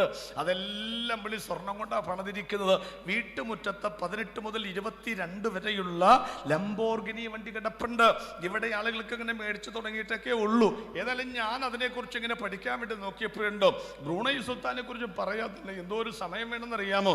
1768 മുറിയും സ്വർണം കൊണ്ടാണ് പണിതിരിക്കുന്നത്. പിന്നെ അദ്ദേഹത്തിന്റെ കിച്ചണും ബെഡ്റൂം ഒന്നും പറയുകയും വേണ്ട. അതൊക്കെ പോകട്ടെ, അദ്ദേഹത്തിന്റെ മിക്കവാറും റൂമിനകത്ത് അറ്റാച്ച്ഡ് ബാത്റൂമാണ്, അതിനകത്ത് വരെ സ്വർണ്ണമാണ്. എന്ന് പറഞ്ഞാൽ ടോയ്ലറ്റിനകത്തുള്ള വാഷ് ബേസിൻ, അതുപോലെ ക്ലോസറ്റ് ഒക്കെ 24 കാരറ്റുള്ള തനി തങ്കം കൊണ്ടാണ് പണിതിരിക്കുന്നത്. നിങ്ങൾക്കൊന്നും തോന്നണില്ലേ? ഞാൻ അന്ന് രാത്രി ഒരുപോലെ കണ്ണടച്ചിട്ടില്ല. എന്നാ കാര്യം എന്നറിയാമോ? ഈ ക്ലോസറ്റൊക്കെ 24 കാരറ്റ് സ്വർണം കൊണ്ട് പണിത് ഞാൻ സ്വപ്നം കണ്ടപ്പോൾ അതിൻ്റെയൊക്കെ പുറത്തിരുന്ന് ഇതൊക്കെ എങ്ങനെ സാധിക്കുന്നു ഓർത്തപ്പോഴാണ്. ഈ നല്ല കാര്യത്തിലാണെങ്കിൽ പോട്ടേന്ന് വെക്കാം, അപ്പം അതുകൊണ്ട് ഒരുപോലെ കണ്ണടച്ചിട്ടില്ല. പക്ഷെ നിങ്ങൾക്കൊരു കാര്യം അറിയാമോ? ഈ ലംബോർഗിനി വരുന്നില്ല എന്ന് പറഞ്ഞ ചേച്ചി ഈ ജലപ്രളയം അങ്ങോട്ട് കഴിഞ്ഞപ്പം കയറിപ്പോയ വണ്ടി ഞാൻ കണ്ടു. ഒരു ചെമ്പോർഗിനിക്കകത്താണ് കയറിപ്പോയത്. വല്ലതും മനസ്സിലായോ? ഇഷ്ടപ്പെട്ട സ്ഥലത്ത് ഒരു ഹെലികോപ്റ്റർ വാടകയ്ക്കെടുത്ത് അവിടെ ചെന്ന് തൻ്റെ ഡ്യൂട്ടി കഴിഞ്ഞ് തിരിച്ചു വരാനുള്ള കാശുണ്ട് ഈ ചേച്ചിക്ക്. അപ്പൊ ഹെലികോപ്റ്റർ മേടിക്കാൻ കാശുള്ള ചേച്ചി കയറിപ്പോയത് ഒരു ചെരുവത്തിനകത്താണ്. ഇനി അതിനേക്കാൾ രസകരമായ മറ്റൊരു കാര്യം കേൾക്കണം. ഒരു ചെരുവം മേടിക്കാൻ കാശില്ലാത്തൊരു ചേച്ചി കയറിപ്പോയത് ഒരു ഹെലികോപ്റ്ററിനകത്താണ്. അതെന്നാന്ന് മനസ്സിലായില്ലേ? ആ ചേച്ചി രാത്രിയിൽ ഇരുന്നപ്പം ഭയങ്കര സീൽക്കാര ശബ്ദം. നേരം വെള്ളം നോക്കിയപ്പോൾ നടക്കല്ല് വരെ വെള്ളം വന്നിരിക്കുകയാണ്. റബ്ബറിന്റെ ഇലകളൊക്കെ ഇങ്ങനെ ആകപ്പാടെ കുഴഞ്ഞാടുന്നു. TV ഓൺ ചെയ്തപ്പം പറയാണ്, യുദ്ധകാലാടിസ്ഥാനത്തിൽ ഇവിടെ പട്ടാളം പുറപ്പെട്ടിട്ടുണ്ട്. നിങ്ങളുടെ വീടിൻ്റെ മേളിൽ കൂടെ ഒക്കെ ഇങ്ങനെ റോന്ത് ചുറ്റുന്നുണ്ട്. നിങ്ങൾ കണ്ട് പേടിക്കരുത്. നിങ്ങൾക്ക് രക്ഷ ആവശ്യമുണ്ടെങ്കിൽ സഹായം അഭ്യർത്ഥിക്കണം, ഇല്ലെങ്കിൽ ഒരു അഭിവാദ്യം കൊടുക്കണം അവർക്ക്, അവരെ പ്രോത്സാഹിപ്പിക്കണം. ചേച്ചിയുടെ വീട്ടിലെ വെള്ളമൊന്നും കയറിയിട്ടില്ല, എന്നാൽ സർക്കാർ പറഞ്ഞ കാര്യം ചെയ്തേക്കാം എന്ന് കരുതി പടിഞ്ഞാറ് വശത്തുള്ള കോണി എടുത്ത് കുത്തിച്ചാരി മുണ്ടും മടക്കി കുത്തി നേരെ ടെറസിൻ്റെ മേലോട്ട് കയറിയതാണ്. അങ്ങോട്ട് പോയ ഹെലികോപ്റ്ററിന് ഒരു അഭിവാദ്യം കൊടുത്തതാണ് സംഗതി പെശകി പോയത്. അവർ തിരിച്ചു വന്നു. ചേച്ചിയും അവരും കൂടി അന്തരീക്ഷത്തിൽ 5 മിനിറ്റ് വർത്തമാനം പറഞ്ഞു. ചേച്ചി മുട്ടൻ മലയാളം, അവര് മുട്ടൻ ഹിന്ദി. അങ്ങോട്ടും ഇങ്ങോട്ടും ഒന്നും മനസ്സിലായില്ല. തവളയെ ചാക്കിനകത്തിട്ട് കൊണ്ടുപോകുന്ന പോലെ ഒരു കോവണി യാക്കോബിന്റെ കാലഘട്ടത്തിൽ ഇറങ്ങി വന്നു. ചേച്ചിയെ പിടിച്ചിട്ടു നേരെ ട്രിവാൻഡ്രത്തേക്ക് വെച്ച് പിടിച്ചു. അതാ ഞാൻ പറഞ്ഞത്, ഹെലികോപ്റ്റർ മേടിക്കാൻ കാശുള്ള ചേച്ചി കയറിപ്പോയത് ഒരു ചെരുവത്തിനകത്ത്. ചെരുവം മേടിക്കാൻ കാശില്ലാത്ത ചേച്ചി കയറിപ്പോയത് ഒരു ഹെലികോപ്റ്ററിനകത്ത്.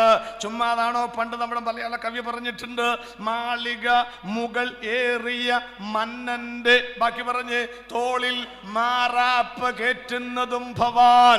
അതുകൊണ്ടാണ് ഞങ്ങൾ പറഞ്ഞത്, ഇതൊക്കെ സംഭവിക്കുന്ന കാണുമ്പോൾ മനസ്സിലാക്കണം, അധികം പൊങ്ങാനൊന്നുമില്ല പ്രിയപ്പെട്ടവരെ. തന്റെ പാട്ട് എഴുതിയിട്ടുണ്ട്, 1000 നിലതി കെട്ടിപ്പൊക്കിയാലും അവിടെയെല്ലാം മൃത്ത് കയറി വരുമെന്ന് വ്യക്തമായി രേഖപ്പെടുത്തിയിട്ടുണ്ട്. പുഴയുടെ തീരത്തും മറ്റുമൊക്കെ 1 സെന്റ് സ്ഥലത്തിന് 35 ലക്ഷം രൂപ, 40 ലക്ഷം രൂപ. ആലുവ പെരിയാറിന്റെ തീരത്ത് 50 ലക്ഷം രൂപ. പാവപ്പെട്ടവൻ എവിടെ പോയി സ്ഥലം മേടിച്ച് വീട് വെക്കാനാണ്? പക്ഷെ ഈ ജലപ്രളയം കഴിഞ്ഞപ്പോഴുണ്ടല്ലോ, ആലുവ പെരിയാറിന്റെ തീരത്ത് ഒരു 2 നില ബിൽഡിങ്ങിന്റെ പരസ്യം നിങ്ങൾ വാട്സാപ്പിൽ കണ്ടില്ലേ? 2380 സ്ക്വയർ ഫീറ്റ് ഉള്ള ഡബിൾ സ്റ്റോർ വീട് ഉടൻ വിൽപ്പനയ്ക്ക് പെരിയാറിന്റെ തീരത്താണ്. ബ്രാക്കറ്റിൽ വിലയിട്ടിട്ടുണ്ട്. എന്തെങ്കിലും തന്നാ മതി എന്നാണ് അവിടെ കൊടുത്തിരിക്കുന്നത്. ഈ എന്തെങ്കിലും തന്നാ മതി എന്ന് പറഞ്ഞാൽ 15 ലോഡും മണ്ണതിനകത്ത് കിടപ്പുണ്ട്. അത് പൊളിച്ചു പറ്റാൻ ആർക്കെങ്കിലും പറ്റൂ? പറഞ്ഞതാണ് തുപ്പരുത്, പറഞ്ഞതാണ് എറിയരുത്. പുഴയിലേക്ക് നിങ്ങൾ ആവശ്യമില്ലാത്ത മാലിന്യം വലിച്ചെറിയരുത്. കൊടുത്താൽ അങ്ങനെ പണ്ട് പറഞ്ഞ ഞാനിപ്പം മാറ്റി കൊടുത്താൽ ഇല്ലത്ത് കിട്ടും, ഇല്ലത്ത് കിട്ടും, ഇല്ലത്തേക്ക് വരും. നമ്മുടെ ആളുകൾക്ക് ഫാഷൻ സ്റ്റൈലാ വലിച്ചെറിയുന്നത്. നമ്മൾ കാറിനകത്ത് അങ്ങോട്ട് യാത്ര ചെയ്യുമ്പോഴുണ്ടല്ലോ, ഛർദ്ദിച്ചത് ഒരു കൂട്ടിനകത്ത്, ഏത്തപ്പഴത്തിന്റെ തൊലി ഒരു കൂട്ടിനകത്ത്, കുടിച്ചു തീർന്ന വെള്ളത്തിന്റെ മിനറൽ വാട്ടർ കുപ്പി ഒരു കൂട്ടിനകത്ത്, ഒരു പ്രവാചകന് മരിക്കാമകത്ത് കടുങ്കട്ടും കെട്ടി സേഫായിട്ട് വെച്ചേക്കുകയാണ്. പാലത്തിൽ കൂടെ പോകുമ്പോഴാണ് AC-യുടെ ഗ്ലാസ് താഴോട്ടിരിക്കുന്നു, ഒറ്റ ഏറ് വെച്ച് കൊടുക്കുകയാണ്. ആർക്കും നടക്കാൻ പറ്റില്ലല്ലോ. ഒരു നൂറ്റാണ്ട് നമ്മൾ വലിച്ചെറിഞ്ഞ ഈ മുഴുവൻ സാധനങ്ങളും തമ്പുരാൻ അവിടെ കരുതി വെച്ച് വെള്ളം പൊങ്ങിയപ്പോൾ നിരയായി അടുക്കളയിലോട്ട് വന്ന് അട്ടിയിട്ട് തന്നിട്ടാണ് വെള്ളം തിരിച്ചു പോയിരിക്കുന്നത്. ഇതിൽ കൂടുതൽ എന്താ ചെയ്യാനുള്ളത് പ്രിയപ്പെട്ടവര്? ഞാൻ ഈ ഭാഗം ഇവിടെ അവസാനിപ്പിക്കുകയാണ്. ഇതിനകത്തൊരു സുവിശേഷ പ്രസംഗം കിടക്കുന്നുണ്ട്. ചെങ്ങന്നൂരിന്റെ ബഹുമാനപ്പെട്ട MLA സഖാവ് സജി ചെറിയാൻ ഒരു രാത്രി പ്രത്യക്ഷപ്പെട്ടിട്ട് പറഞ്ഞു, ഇന്ന് രാത്രി ചെങ്ങന്നൂർ മണ്ഡലം മുഴുവൻ വെള്ളത്തിനകത്ത് പോകും. അദ്ദേഹം വാവിട്ട് കരയുകയാണ്. ഇന്ന് രാത്രി ജാതി മത ഭേദമന്യേ രാഷ്ട്രീയ കൊടിക്കൂറകളുടെ വ്യത്യാസമില്ലാതെ സർക്കാർ അടിയന്തരമായി യുദ്ധകാലാടിസ്ഥാനത്തിൽ ഇടപെട്ടില്ലെങ്കിൽ ചെങ്ങന്നൂർ ഒരു മണ്ഡലം കാണത്തില്ല. ഒരു MLA-യുടെ ആത്മാർത്ഥമായ നിലവിളിയുടെ മുൻപിൽ ഒരു ബിഗ് സല്യൂട്ട് അർപ്പിക്കുകയാണ്. അടിയന്തരമായി സർക്കാർ ഇടപെട്ടു. ഓരോ മനുഷ്യജീവിതം പോലും പൊലിഞ്ഞു പോകാതെ ചെങ്ങന്നൂർ മണ്ഡലം രക്ഷപ്പെട്ടു. ആറന്മുള, ഇടയാറന്മുള, കോഴഞ്ചേരി, ചെങ്ങന്നൂര് ഒക്കെ നിങ്ങൾക്കറിയാമല്ലോ. ഒരു കാര്യം ഞങ്ങൾ പറഞ്ഞോട്ടെ, അതാ ഞങ്ങൾ പറയുന്ന സുവിശേഷ പ്രസംഗത്തിന്റെ പ്രസക്തി. ഒരു MLA ഒറ്റ രാത്രിയിൽ വാവിട്ട് നിലവിളിച്ചപ്പോൾ പ്രവർത്തിക്കുവാൻ ഒരു സർക്കാർ ഉണ്ടായി. ഓരോ മണ്ഡലം രക്ഷപ്പെട്ടെങ്കിൽ ഇന്നേക്ക് 2000 വർഷങ്ങൾക്ക് മുൻപ് ഒരു നിലവിളി ഉയർന്നു. കാൽവരുടെ കൊലമരത്തിൽ കുരൽ അറക്കപ്പെട്ട കുഞ്ഞാട് കുടിവെള്ളം പോലും കിട്ടാതെ എന്റെ ദൈവമേ, എന്റെ ദൈവമേ, നീ എന്നെ കൈവിട്ടതെന്ന് ഇന്ന് ഉറക്ക നിലവിളിച്ച ആ ഒറ്റ നിലവിളിയാൽ രക്ഷപ്പെടുന്നത് ഒരു മണ്ഡലമല്ല, ഒരു സ്റ്റേറ്റ് അല്ല, ഒരു രാജ്യമല്ല, ഒരു ഭൂഖണ്ഡമല്ല, സർവ്വജനത്തിനും ഉണ്ടാകുവാനുള്ള മഹാസന്തോഷമാണ് യേശുക്രിസ്തു. അതുകൊണ്ട് യേശുക്രിസ്തുവിന്റെ ക്രൂശിലെ മരണപ്പാൽ സകല ജാതിയിലും സകല മതത്തിലും സകല വർഗത്തിലുമുള്ളവർക്ക് രക്ഷപ്പെടുവാനൊരു മണ്ഡലമുണ്ട്. അതാണ് സ്വർഗമെന്നാണ് ഞങ്ങൾ ഈ പറയുന്നത്. യേശുവിന്റെ വരവിന് മുമ്പ് നടക്കുന്ന ഈ സൂചനകളുടെ ആകത്തുക അവിടെ വിട്ടേച്ച് വേദപുസ്തകത്തിലേക്ക് ഞാനെന്ന് വരികയാണ്. ഞാൻ സാധാരണ ഈ വിഷയങ്ങളൊക്കെ പ്രസംഗിക്കും. വേഗം നമുക്കൊന്ന് വരാം. ഇവിടെ വേദപുസ്തകത്തിനകത്ത് 3 അധ്യായങ്ങൾ യേശുവിന്റെ വരവിന് മുൻപ് നടക്കുന്ന 150-ൽ ഏറെ ലക്ഷണങ്ങളെ പഴയ പുതിയ നിയമത്തിന്റെ നിരവധി പേജുകളിൽ ചിതറി വിതറി കിടക്കുന്നുണ്ട്. മത്തായി 24, മർക്കോസ് 13, ലൂക്കോസ് 21, യഹൂദി അധ്യായങ്ങൾ എന്ന അപരനാമത്തിൽ അറിയപ്പെടുന്ന ഈ 3 അധ്യായങ്ങളിൽ കാണുന്ന ധാരാളം പ്രവചനങ്ങൾ ഉണ്ടെങ്കിലും ഞാനൊരു വാക്യം വായിക്കുന്നു. ഇസ്രായേൽ ലക്ഷണങ്ങൾ, ജാതീയ ലക്ഷണങ്ങൾ, സഭാ ലക്ഷണങ്ങൾ, പ്രാപഞ്ചിക ലക്ഷണങ്ങൾ. 150 ലക്ഷണങ്ങളെ 4ആയിട്ട് തിരിച്ചിട്ട് അതിൽ എവിടെയാണ് ആദ്യം ഇളകുന്നത് എന്നറിയുവാൻ ഒരു വാക്യത്തിലേക്ക് വരുന്നു. ഹഗ്ഗായി പ്രവചനം വായിക്കേണ്ട വാക്യമാണ്. ഹഗ്ഗായി പ്രവചനം 2-ാം അധ്യായത്തിന്റെ 6-ാമത്തെ വാക്യം വായിക്കാം. ആദ്യം എവിടെയാണ് ഇളകുന്നത്?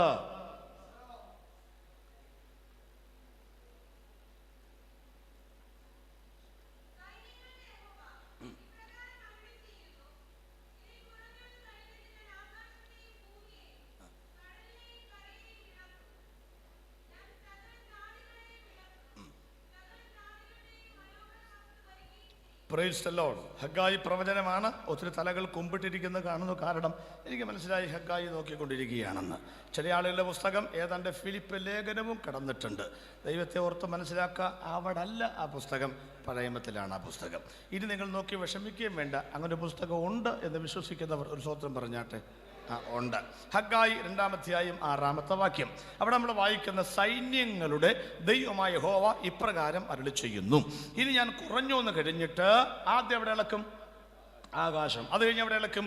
ഭൂമി. അത് കഴിഞ്ഞ് എവിടെ ഇളക്കും? കടൽ. അത് കഴിഞ്ഞ് എവിടെ ഇളക്കും? കര. 4ഉം കൂടെ ഇളക്കുന്നൊക്കെ പറയണം, സമയം കിട്ടില്ലല്ലോ. ഒന്നാമത് ആകാശം 4ഉം കൂടെ എന്തിനാ ഇളക്കുന്നത്? പണ്ട് കാലത്തൊക്കെ അമ്മച്ചിമാര് തൈരിനകത്തിട്ട് ഇങ്ങനെ കടകോലിട്ടുന്ന ഒരു സാധനം ഇളക്കുമായിരുന്നു. 10-ാം ക്ലാസ്സിലെ പിള്ളേർ പറയും, അമ്മച്ചി നാളെ 10-ാം ക്ലാസ്സിലെ പരീക്ഷയാണ്, പഠിക്കില്ലാത്തവനൊക്കെ ബക്കറ്റിനകത്ത് വെള്ളം നിറച്ച് കാല് ഇറക്കിയിട്ടിരുന്നുകൊണ്ടാണ് പഠിക്കുന്ന, ഉറക്കം വരാതിരിക്കാം. അമ്മച്ചി എന്തിനാണ് ഈ തന്നെ കളകളാ ശബ്ദം കടകട കോലിട്ട് ഇളക്കുന്നത്? അമ്മച്ചി പറയുന്ന, മക്കളെ എനിക്ക് പണിയില്ലാത്തത് കൊണ്ടല്ല, നിങ്ങളുടെ പഠിപ്പ് മുടക്കാനുമല്ല, ഇതിനകത്ത് തൈരുണ്ട്, ഇതിനകത്ത് മോരുണ്ട്, വെള്ളമുണ്ട്. ഇതിനകത്ത് വില കൂടിയ വെണ്ണയുണ്ട്, വില കുറഞ്ഞ പിശറായി കിടക്കുന്ന വെള്ളവുമുണ്ട്. ആർക്കും പിടികൊടുക്കാതെ ഇങ്ങനെ ഒരുമിച്ച് കിടക്കുക. നിങ്ങൾ നോക്കിക്കോ, ഈ കളകളായി ഇളക്കം കൊണ്ട് നേരം വെളുക്കുമ്പോഴേക്കും 4 ഞാൻ 4 ഭാഗത്തേക്ക് തിരിച്ചിരിക്കും. ഈ കോന്നിയിൽ രക്ഷിക്കപ്പെട്ടവരുണ്ട്, പെടാത്തവരുണ്ട്, ചെന്നായ്ക്കളുണ്ട്, കുഞ്ഞാടുകളുണ്ട്, ഇരുട്ടിന്റെ സന്തതിയുണ്ട്, വെളിച്ചത്തിന്റെ സന്തതിയുണ്ട്, സ്വർഗത്തിലേക്ക് പോകുന്നവരുണ്ട്, നരകത്തിലേക്ക് പോകുന്നവരുണ്ട്, നന്മ ചെയ്യുന്നവരുണ്ട്, തിന്മ ഇഷ്ടപ്പെടുന്നവരുണ്ട്. ഈ 4 ഭാഗത്തും 150 ലക്ഷണങ്ങളാകുന്ന കടകോലിട്ട് ആകാശവും ഭൂമിയും കടലും കരയും കൂടെ തമ്പരം ഇളക്കി കഴിയുമ്പോൾ ഇത് 2 ഭാഗത്തേക്ക് മാറ്റപ്പെടുമെന്ന്, അങ്ങനെ മാറ്റപ്പെടാനാണ് ഈ ഇളക്കം നടക്കുന്നത്. എന്നിട്ട് വരാൻ പോകുന്ന കാര്യം എന്നാണെന്നറിയാമോ? കണ്ണിലുണ്ണിയായ MLA-മാരും MP-മാരും നല്ല വരാൻ പോകുന്ന സകല ജാതികളുടെയും മനോഹര വസ്തു വരികയും ചെയ്യും. ഏതാ സകല ജാതികളുടെയും മനോഹര വസ്തു? യേശുക്രിസ്തു ജനിക്കുമ്പോൾ എങ്ങനെ പറയുന്നു?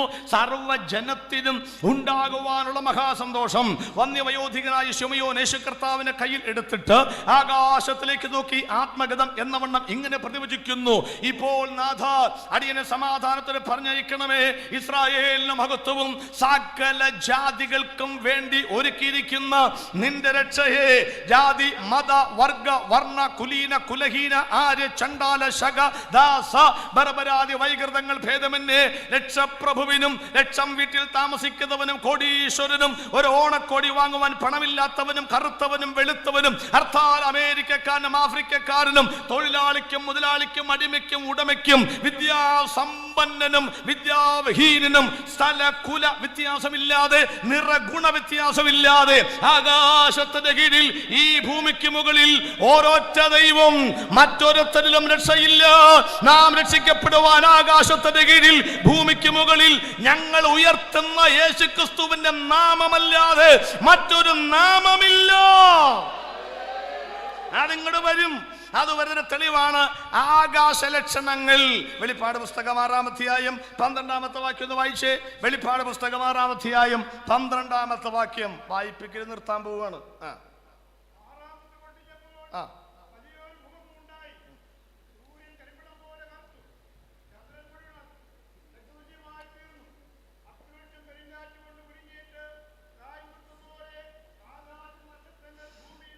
നാല് കാര്യങ്ങൾ അവിടെ രേഖപ്പെടുത്തിയിട്ടുണ്ട്. ഒന്ന്, അപ്പോൾ വലിയ ഭൂകമ്പം ഉണ്ടായി. ഞാൻ തൊടുന്നില്ല, കാരണം അത് ഭൂമി നടക്കുന്ന കാര്യമാണ്. ഭൂകമ്പം പ്രസംഗിക്കാൻ 1.5 മണിക്കൂർ വേണം. കാരണം ഇവിടെ 3 ടൈപ്പിലുള്ള ഭൂകമ്പങ്ങളാണ് കണ്ടുപിടിച്ചിരിക്കുന്നത്: ടെക്ടോണിക്, പ്ലൂട്ടോണിക്, ഓൾക്കാനിക്. ബൈബിളിൽ തന്നെ 5 ടൈപ്പിൽ ഭൂകമ്പമുണ്ട്. ഭൂകമ്പം, വലിയ ഭൂകമ്പം, ഏറ്റവും വലിയ ഭൂകമ്പം, ഇടിയോടുകൂടിയ ഭൂകമ്പം, ഇടി, മിന്നൽ, നാദം, ഇതിൻ്റെ അകമ്പടിയോടുകൂടിയ ഭൂകമ്പം. റിക്ടർ സ്കെയിലിൽ 2.4 ആരംഭിച്ച് 7.8, 9.2 ഒക്കെ കമ്പനമുണ്ടായിട്ടുണ്ട്. അതുകൊണ്ട് അത് മുഴുവൻ പറയാൻ നിൽക്കുമ്പം 1.5 മണിക്കൂർ പോകുമെന്നുള്ളതുകൊണ്ട് ഭൂമി നടക്കുന്ന കാര്യം മാറ്റിവെക്കുന്നു.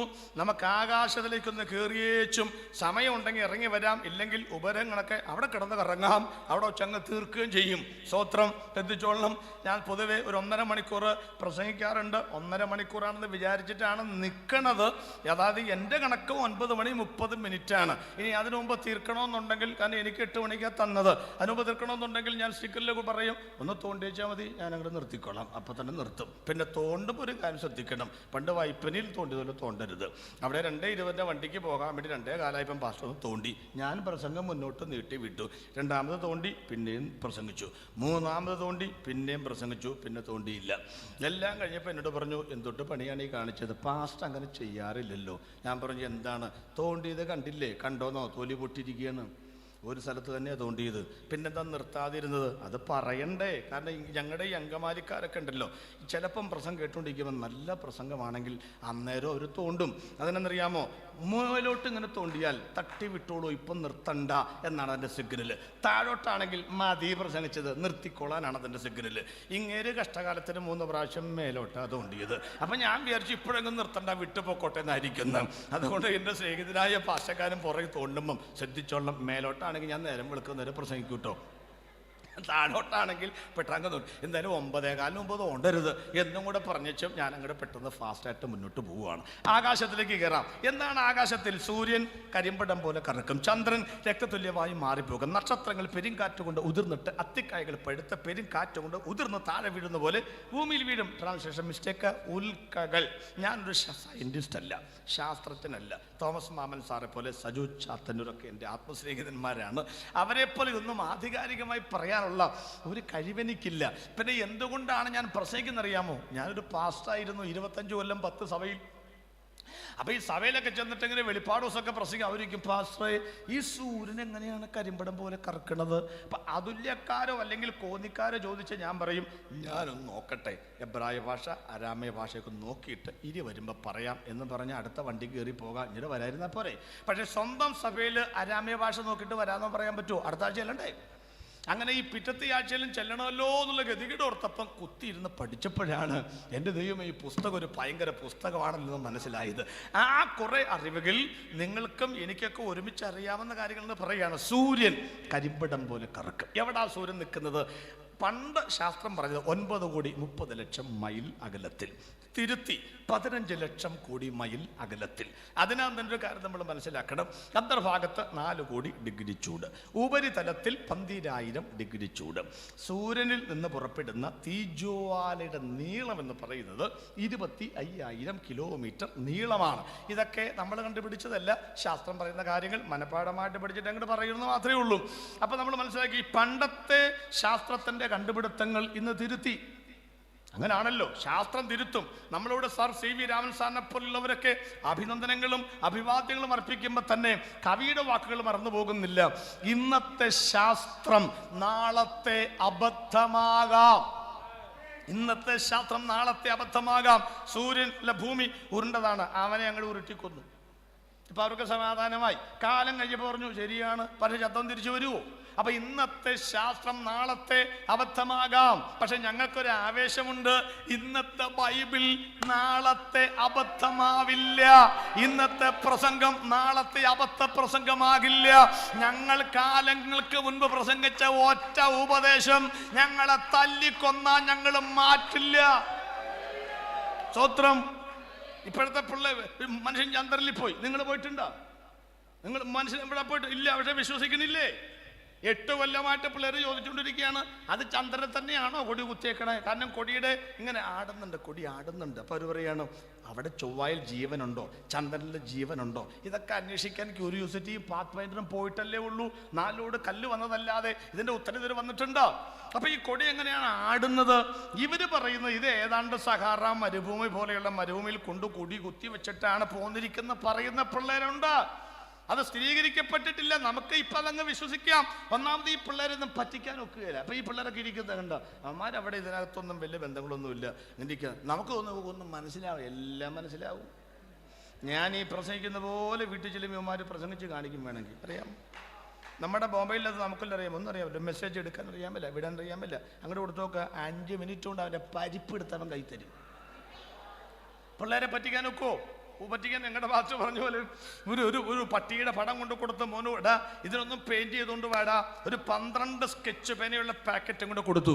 അവൻ ആ 12 പേനയും കൊണ്ട് പട്ടിക്ക് പെയിന്റ് ചെയ്ത് തിരിച്ചു വന്നേക്കുക. അപ്പം പറഞ്ഞു എടാ മരമണ്ട മാക്രി കൊരങ്ങേ കഴുതേ കാട്ടുപോത്തേ, എടാ പട്ടിക്ക് ഒന്നുകിൽ ബ്രൗൺ കളർ, അല്ലെങ്കിൽ വെള്ള കളർ, അല്ലെങ്കിൽ കറുത്ത്. ഇതെന്ത് കളറാടാ? നീല, പച്ച, ബ്ലൂ, 12 കളറും കൂടിയാണടാ പട്ടിക്ക് വരച്ചു വെക്കുന്ന കൊരങ്ങേ.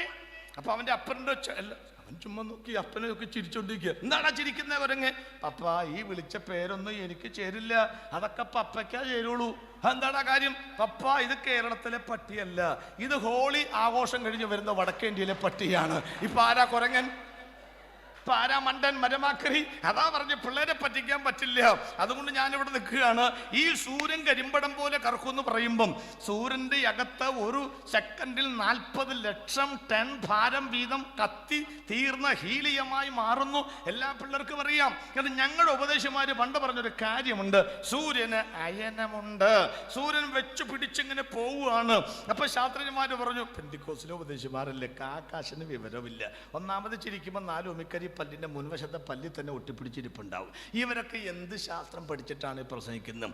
ഈ നോഗ പറഞ്ഞു മഴ വരാൻ പോവുകയാണ്. അപ്പോൾ അവർ പറഞ്ഞു ഇവൻ്റെ തലയുടെ സ്ക്രൂ 1-2 ഇളകിയിട്ടുണ്ട്, എണ്ണ തേച്ച് കുളി 2-3 ഭംഗിയായി ചെയ്തിടുമെങ്കിൽ കുറേയൊക്കെ മാറും ഈ പറച്ചിലും.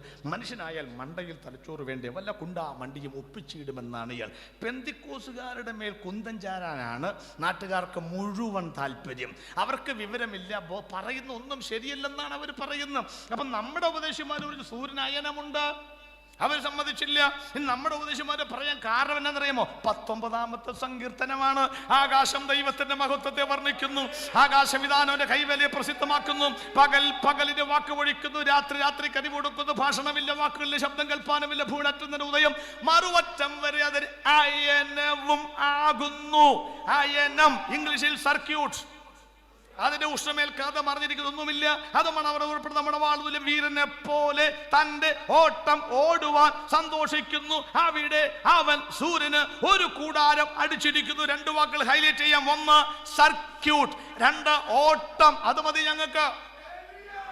അവര് പറഞ്ഞു ഞങ്ങൾക്ക് വിവരം ബോധമില്ലെന്ന് പറഞ്ഞാലും 19-ാം സങ്കീർത്തനത്തിനകത്ത് സർക്യൂട്ട് എന്നും ഓട്ടമെന്നും പറഞ്ഞതിനാൽ ഇതിന് അയനമുണ്ട്. കാലം മുന്നോട്ട് പോയി. ഇപ്പൊ ശാസ്ത്രം പറയുകയാണ് ശരിയാണ് കേട്ടോ, എന്തോന്ന് നമ്മൾ പറഞ്ഞു ശരിയാന്ന്. സൂര്യന് 2 വിധം അയനമുണ്ട്. 1 സ്വയം ഭൂമിയെ പോലെ അച്ചുതണ്ടിൽ സ്വയം കറങ്ങുന്നു, 28 ദിവസം എടുക്കും. 2 ഈ സൂര്യനും ബുധനും വ്യാഴവും നെപ്റ്റ്യൂണും ശുക്രനും ശനിയും ഒക്കെ കൂടെ 1 സെക്കൻഡിൽ 12 മൈൽ വേഗത്തിൽ മക്കളെ എവിടോട്ട് പോകുന്നു? വടക്കോട്ട് പോകുന്നു. ഏത് വടക്ക്? ഏത് വടക്ക്? ഞങ്ങൾ പറഞ്ഞു വടക്കാണ് സ്വർഗം. അപ്പോഴും പറഞ്ഞു ഏത് വടക്ക് സ്വർഗം, ഏത് വടക്ക്? ഇപ്പൊ നിങ്ങൾ ചോദിച്ചു പാസ്റ്ററിന്റെ വീട് എവിടെ? അങ്കമാലി. ഓ വടക്കാണല്ലേ. നിങ്ങൾ വിചാരിച്ചിരിക്കുന്ന അവിടെ വടക്കുന്ന, അതല്ല വടക്ക്. കേരളത്തിന്റെ സെൻട്രൽ പോയിന്റ് ആണ് കറുകുറ്റി. ഞങ്ങൾ പറയും നിലമ്പൂർ വടക്ക്, അവര് പറയും കാസർഗോഡാണ് വടക്ക്, അവര് പറയും മംഗലാപുരമാണ് വടക്ക്, അവര് പറയും വടക്കേ ഇന്ത്യയാണ് വടക്ക്. വടക്കേ ഇന്ത്യ ചെന്ന വടക്ക് തീരുവോ? ഇല്ല. അതുകൊണ്ടല്ലേ പഴമക്കാര് പറയുന്നത് മോളെ ഏറെ തെക്കോട്ട് പോകരുത്. എന്താ കാര്യം? വടക്ക് വശത്തെത്തും. അതാ സത്യം. ഏറെ തെക്കോട്ട് പോയാൽ എവിടെ എത്തും? വടക്ക് വശത്തെത്തും. ഇതിങ്ങനെ ഉരുണ്ടായിരിക്കുന്ന മക്കളെ ഇതെല്ലാം മനസ്സിലാകുന്നുണ്ട്. എന്തിനാണ് സൂര്യൻ വടക്കോട്ട് പോകുന്നത്? ഉത്തരം വടക്കാണ് മക്കളെ സ്വർഗം. ആരോട് പറയാൻ? വടക്കാണ് സ്വർഗം. ആര് പറഞ്ഞാലും പറഞ്ഞില്ലെങ്കിലും തെളിവ്. ഏതായി വടക്കെന്ന് പറയുന്നത്? ആകാശത്തിൽ നോർത്തേൺ നെബൂള എന്ന് പറഞ്ഞൊരു ഭാഗമുണ്ട്. എന്ന് പറഞ്ഞാൽ അവിടെ സൂര്യനില്ല, ചന്ദ്രനില്ല, മിൽക്കി വേ ഇല്ലാത്ത, ക്ഷീരപഥങ്ങളില്ലാത്ത, നക്ഷത്ര കുഞ്ഞുപോലും ഇല്ലാത്ത, ഇതിഹാസങ്ങളും പുരാണങ്ങളും പറയുന്ന ആകാശഗംഗ ഇമാജിൻ ചെയ്ത ഒന്നുമില്ലാത്ത ശൂന്യമായി കിടക്കുന്ന, ബ്ലാങ്കായി കിടക്കുന്ന ഒരു സ്ഥലമുണ്ട്. അതിന്റെ പേരാണ് നോർത്തേൺ നെബൂള. അവിടെ ഒരു നക്ഷത്രമുണ്ടെന്നാണ് നേവി വിദഗ്ധർ പറയുന്നത്. ആ നക്ഷത്രം ഏതാ ഞങ്ങൾക്കറിയാം. സ്വത്രം പറഞ്ഞു പറയട്ടെ. ഈ വടക്കാണോ സ്വർഗം? പണ്ട് കാലത്ത് ഇവിടെ കടലിൽ പോകുന്ന ആളുകൾക്ക് ദിശ മനസ്സിലാക്കുവാൻ ഒരു സാധനമില്ല. നിഴലാണ് നോക്കുന്നത്. നിഴൽ എവിടെയാണെങ്കിൽ സൂര്യൻ കിഴക്ക്, ഇവിടെ ആണെങ്കിൽ അങ്ങനെ സമയം നോക്കുന്നത്. അന്ന് അവർ നോക്കിയതൊരു സാധനമുണ്ട്. പേര് തെക്ക് നോക്കി യന്ത്രം എന്നല്ല, വടക്ക് നോക്കി യന്ത്രം. എന്താണാവോ അതിന് വടക്ക് നോക്കി യന്ത്രം പേരിടാൻ കാരണം? ഉത്തരം 35 രൂപ കൊടുത്താൽ വടക്ക് നോക്കി യന്ത്രം കിട്ടും. വടക്ക് നോക്കി യന്ത്രത്തിന്റെ കാന്തസൂചികൾ ഉത്തര ധ്രുവത്തിലെ നക്ഷത്രങ്ങൾക്ക് അഭിമുഖമായി മാത്രമേ സ്ഥിതി ചെയ്യുകയുള്ളൂ. അതുകൊണ്ടാണ് അതിന്റെ പേര് വടക്ക് നോക്കി യന്ത്രം. 35 രൂപ കൊടുത്താൽ കിട്ടുന്ന വടക്ക് നോക്കി യന്ത്രത്തിന്റെ കാന്തസൂചിക്ക് പോലും അറിയാം കാന്തൻ എവിടാ ഇരിക്കുന്നതെന്ന്. അങ്ങനെയാണെങ്കിൽ അവന്റെ പരിശുദ്ധാത്മാവിനെ പ്രാപിച്ച കാന്തയായ സഭയ്ക്കും അറിയാം കാന്തൻ എവിടാ ഇരിക്കുന്നെന്ന്. അതല്ലേ ഞങ്ങൾ കിഴക്കോട്ട് തിരിയാത്തത്? എവിടെ തിരിഞ്ഞാലും കാന്തൻ ഉണ്ടെന്ന് മനസ്സിലാകുന്നവർക്കായി ദൈവത്തിന് സ്തോത്രം. ഈ ഭൂമി എങ്ങോട്ടാ ചരിഞ്ഞിരിക്കുന്നേ? കോന്നിക്കാരെ കാമന്ന് കിടന്ന് ചോദിക്ക്, എങ്ങോട്ടാ ചരിഞ്ഞിരിക്കുന്നേ? ഭൂമി പറയും വടക്കോട്ട്. അല്ലേ മക്കളെ? വടക്കോട്ടല്ലേ ഭൂമി ചരിഞ്ഞിരിക്കുന്നത്? ആണ്. ചെരിവൽപ്പം കൂടിയാൽ കുറഞ്ഞാൽ എന്ത് സംഭവിക്കും? 2 കാര്യം സംഭവിക്കും. 1 തണുത്തുറഞ്ഞു കിടക്കുന്ന ചൊവ്വ പോലെയാകും. 2 തിളച്ചു പറയുന്ന ശുക്രൻ പോലെയാകും. ഈ മണ്ണ് കൊണ്ടാച്ചാ നിങ്ങളെ ഉണ്ടാക്കിയിരിക്കുന്നേ. അതുകൊണ്ട് അധികം തിളച്ച് മറിയരുത്. ഇത്രേ നേരം സ്വത്രം പറയാതെ തണുത്ത് ഉറഞ്ഞുമിരിക്കരുത്. 2ന്റെ ഇടയ്ക്ക് വേണം നിൽക്കാൻ. ഇനി ഭൂമിയോട് ചോദിക്കുക, എന്തിനാടാ വടക്കോട്ട്? അവൻ പറയും എന്റെ പൊന്നച്ചാ, ഞാൻ ദൈവത്തെ ആരാധിക്കുകയാണെന്ന്. എന്താണ് ഈ ആരാധനയുടെ അർത്ഥം എന്നല്ല മനസ്സിലായോ? കൃതജ്ഞത നിറഞ്ഞ കവിയുന്നതാണ് ആരാധന. അറിഞ്ഞ ഹൃദയത്തിൽ നിന്നുള്ള ബഹിർഗമനമാണ് ആരാധന. ഹൃദയം ദൈവത്തോട് മാത്രം ഇടപെടുന്നതാണ് ആരാധന. സൃഷ്ടിതാവിന്റെ മുൻപിൽ സൃഷ്ടി നടത്തുന്ന സാഷ്ടാംഗ പ്രണാമമാണ് ആരാധന. ഒന്ന്, കൃതജ്ഞത നിറഞ്ഞ കവിയുന്നതാണ് ആരാധന. സഭായോഗം എപ്പോ തുടങ്ങും? 10 മണി. എപ്പോ തീരും? 1 മണി. നന്ദിയുള്ളവൻ, കൃതജ്ഞതയുള്ളവൻ എപ്പോ വരും? 9:45 വരും. എന്താ കാര്യം? 15 മിനിറ്റ് നന്ദി പറഞ്ഞേച്ച് വേണം ആരാധന തുടങ്ങാൻ. സ്വോത്രം, സ്വോത്രം, സ്വോത്രം. അപ്പൊ നന്ദി കെട്ടവൻ എപ്പോ വരും? അവൻ ആരാധന തീരാൻ 15 മിനിറ്റ് ഉള്ളപ്പോഴെങ്കിലും വരും. അച്ഛൻ കൊള്ളാം. സ്വോത്രം. അപ്പൊ നന്ദി, കൃതജ്ഞ നിറഞ്ഞ കവിയുന്നതാണ് ആരാധന. അറിഞ്ഞ ഹൃദയത്തിൽ നിന്നുള്ള ബഹിർഗമനമാണ് ആരാധന. നമ്മുടെ ഒക്കെ യോഗത്തിന് ചെല്ലുമ്പോൾ ചെല്ലു പറയും, കൈ കൊടുത്ത് വെച്ച് പറ, ഇന്ന് മുതൽ ദൈവം തന്നെ അനുഗ്രഹിക്കും. അനുഗ്രഹിച്ചിട്ടേക്കല്ലയോ? ചിരിച്ചു പറ. അപ്പൊ ചിരിച്ചു. ഒരു കണക്കിന് ചിരിക്കണം, കാരണം കണ്ടാൻ മിണ്ടുകല്ലാത്തവരൊക്കെയാ വന്നിരിക്കുന്നത്. ചിലരൊക്കെ പ്രസംഗം തുടങ്ങി മൊത്തത്തിൽ 1 മണിക്കൂർ കഴിയുമ്പോഴേക്കും നമ്മുടെ അംഗവിക്ഷേപങ്ങളുടെ ആകെ തുക കൂട്ടി നോക്കുമ്പോൾ ഒരു അംഗൻവാടിയാണോ ഇത് എന്ന് തോന്നിപ്പോകും നമുക്ക് ചിലപ്പോൾ. ഇതെന്തിനാണ് ഈ പറയിപ്പിക്കുന്നത് ഞാൻ ചോദിക്കുന്നത്. ഞാൻ ഒരിക്കൽ ചോദിച്ചു, നിങ്ങൾ എന്താണ് പാസ്റ്റർ ഇങ്ങനെ 10 പ്രാവശ്യം സ്വോത്രം പറയാൻ, നിങ്ങൾ എന്താ സ്വോത്രം പറയാതിരുന്നത്? അപ്പോൾ ഒരു വിളി എന്നോട് പറയും, എൻ്റെ പാസ്റ്റർ അങ്ങേര് പറഞ്ഞു കേൾക്കുമ്പോൾ വല്ലതും പറയാൻ തോന്നണ്ടേ? ചുമ്മാ കുറെ ഒച്ചെടുക്കണമെന്നല്ലാണ്ട് നമുക്കൊരു സ്വോത്രം പറയാനുള്ളൊരു വകുപ്പ് പുള്ളി പറഞ്ഞാലല്ലേ പറയാൻ പറ്റുള്ളൂ. ഇത് പ്രസംഗിക്കുന്നവരെന്ന് വിചാരിക്കണ്ടേ? ഞാൻ ചോദിക്കട്ടെ, ഈ സ്വോത്രം പറയിപ്പിക്കേണ്ട വല്ല കാര്യമുണ്ടോ വെച്ചാ? വല്ല കാര്യമുണ്ടോ വെച്ചാ? ഒരു സോഡ കുടിച്ചും കൊമ്മളെ പൊങ്ങിവാ, കൊമ്മളെ പൊങ്ങിവാ പറയേണ്ട വല്ല കാര്യമുണ്ടോ? നീ കുടിച്ചത് നമ്പർ 1 സോഡയാണെങ്കിൽ അത് ഏതിലെങ്കിലും കൂടി പൊങ്ങി വന്നോളും. എല്ലാം മനസ്സിലായോ? അകത്ത് കിടക്കുന്ന ദൈവത്തെ അനുഭവിച്ചറിഞ്ഞവർ ഇതിനകത്തുണ്ടെങ്കിൽ, യഹോവ നല്ലവനെന്ന് രുചിച്ചറിഞ്ഞവർ ഇതിനകത്തുണ്ടെങ്കിൽ, അവരെ ആരും പ്രോത്സാഹിപ്പിക്കാതെ ആലയത്തിനകത്തും കാരാഗ്രഹത്തിനകത്തും ഹിന്ദുക്കൾ മഹാനദി തീരത്തിനകത്തും പത്മോസിന്റെ പാറപ്പുറത്തും മരുഭൂമിയിലും ഒരുപോലെ ദൈവത്തെ സ്തുതിക്കുവാൻ കഴിയുന്നവനാണ്.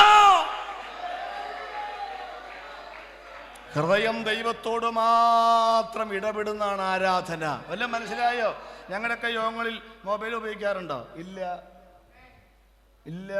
ഞാനാണെങ്കിൽ സാധനം എൻ്റെ ഇന്ന് വരെയുള്ള പ്രസംഗ വേദികളിൽ പള്ളിക്കകത്ത് ഇന്ന് വരെ സാധനത്തെ കാണി കാണിച്ചിട്ടില്ല. വണ്ടിക്കകത്തിട്ട് പൂട്ടിയിട്ട് വരും, ചത്താൽ അവിടെ കിടക്കും. എന്നാ ഇതാ വൈബ്രേഷനൊക്കെ അടിക്കുമ്പോൾ നമുക്ക് നോക്കാനൊരു താല്പര്യം തോന്നുന്നു. വാട്സാപ്പിൻ്റെ കാര്യം പറയുകയും വേണ്ട. അടുപ്പത്ത് വെച്ച പാലും വാട്സാപ്പ് ഒരുപോലെയാണെന്ന് വാട്സാപ്പ് തന്നെ പറഞ്ഞിട്ടുണ്ട്. ഇടയ്ക്കിടയ്ക്ക് പൊക്കി തിളച്ച് മറിഞ്ഞു പോകും ചിലപ്പോൾ. സ്വോത്രം. നമുക്ക് ഹൃദയം നമ്മളെന്താ ഇതൊന്നും എന്താ ഉപയോഗിക്കാത്ത കാര്യമുണ്ട്. ഇപ്പം ഞാൻ ഇവിടുത്തെ ജോസാണ് സംസാരിച്ചുകൊണ്ടിരിക്കുക. അപ്പോൾ എൻ്റെ ചാലക്കുടിയുടെ പിന്നെ MP വിളിച്ചല്ലേ, MLA വിളിച്ചിട്ട് റോജി ജോൺ വിളിച്ചിട്ട് പറയുകയാണ്, ജോയി പാർക്കിൽ ഫസ്റ്റാണ്. അതെ, ഞാൻ പെട്ടെന്ന് ജോസ് സാറിനെ കട്ട് ചെയ്യും. അപ്പം അന്നേരം ഞങ്ങളുടെ ബെന്നി ബെഹനൻ MP വിളിച്ചാലോ റോജി ജോൺ MLA കട്ട് ചെയ്യും. അപ്പം സഖാവ് പിണറായി വിജയൻ വിളിച്ചാലോ ഞാൻ MP-നെ കട്ട് ചെയ്യും. അപ്പം നരേന്ദ്രമോദി വിളിച്ചാലോ ഒരു സംശയം വേണ്ട, ഞാൻ നമ്മുടെ മുഖ്യമന്ത്രിയെ കട്ട് ചെയ്യും. ഈ വിളിക്കാൻ പോണയാള്, സംസാരിക്കാൻ പോണയാള് VIP ആണെങ്കിൽ വിളിച്ചുകൊണ്ടിരിക്കുന്നവർ ഞാൻ RIP ആക്കും. Get out. കാരണം നമുക്ക് VIP ആയിട്ടാണ് കണക്ഷൻ. നിങ്ങൾക്ക് വല്ലതും പിടി കിട്ടണ്ട. ഇവിടെ 6:30 മുതൽ ആരോടാ സംസാരിച്ചുകൊണ്ടിരിക്കണമെന്ന് അറിയാമോ? ആരോടാ? പഞ്ചായത്ത് മെമ്പറിനോടല്ല, കേരള മുഖ്യമന്ത്രിയോടല്ല, ഭൂലോകം സൃഷ്ടിച്ച ദൈവം തമ്പുരാനുമായി സംസാരിച്ചുകൊണ്ടിരിക്കുമ്പം നിനക്ക് ആരുടെ കോളായി വേറെ വരുന്നത്? ഹൃദയം ദൈവത്തോട് മാത്രം ഇടപെടുന്നതാണ് ആരാധന. സൃഷ്ടിതാവിന്റെ മുൻപിൽ സൃഷ്ടി നടത്തുന്ന സാഷ്ടാംഗ പ്രണാമമാണ് ആരാധന. എൻ്റെ അപ്പൻ്റെ പെങ്ങൾക്ക് വിദ്യാഭ്യാസമില്ല, ചട്ടയം കൊണ്ട് കൊടുത്താണ് പള്ളിയിൽ പോകുന്നത്. ഒരമ്മച്ചിയെ കണ്ടു, പക്ഷെ പുസ്തകം ഇങ്ങനെ പിടിച്ചോണ്ടേ പോകത്തുള്ളൂ. വന്ന മുഴുവൻ ഭാഷമാരെ പേരറിയാം ഇന്ത്യ പെന്തക്കോസ്ത് ദൈവസഭയിൽ. പക്ഷെ നിങ്ങൾക്കറിയാമോ, ഇവിടെ PhD ഉള്ളവരും വഴിയിൽ കാണുന്ന ദൈവത്തിന് മുൻപാകെ ടാർ റോഡിൽ മുട്ടുകുത്തി നിൽക്കും. അവന് PhD കിട്ടിയത് വലിയ ഗവേഷണ യാതൊരുമുള്ളത് കൊണ്ടാ. പക്ഷേ മുട്ടുകുത്തിക്കുന്ന ഈ ദൈവത്തിന്റെ അഡ്രസ് അവൻ അറിയാൻ മേല. എന്നാലും പോയി മുട്ടുകുത്തി നിൽക്കും. എവിടെ ഈ ദൈവം ഉണ്ടായത് പോലും പുള്ളിക്ക് അറിയത്തില്ല. പക്ഷെ ഞങ്ങളുടെ ആ ഇരിക്കുന്ന അമ്മച്ചി ഉണ്ടല്ലോ, എൻ്റെ അമ്മായി ഉണ്ടല്ലോ, എൻ്റെ അമ്മായിക്ക് പള്ളിക്കൂടത്തിന്റെ പടിവാതിൽ കണ്ടിട്ടില്ലെങ്കിലും PhD-കാരൻ മുട്ടുകുത്തിയ സ്ഥലത്ത് അമ്മായി മുട്ടുകുത്തത്തില്ല. എൻ്റെ അമ്മായി മുട്ടുകുത്തണമെങ്കിൽ, പെന്തക്കോസ്തിലെ അമ്മച്ചിമാരെ മുട്ടുകുത്തണമെങ്കിൽ PhD-കാരൻ മുട്ടുകുത്തിടത്തിലെ വെളിപ്പെട്ട് കിട്ടിയ ദൈവത്തിന്റെ മുമ്പിൽ മാത്രമേ ഞങ്ങൾ മുട്ടുകുത്തത്തുള്ളെന്ന് ആര് എന്നാ പറഞ്ഞാലും സൃഷ്ടിതാവിന്റെ മുൻപിലല്ലാതെ ഞങ്ങൾ സാഷ്ടാംഗ പ്രണാമം ചെയ്യുകയില്ല എന്ന് മനസ്സിലാക്കണം.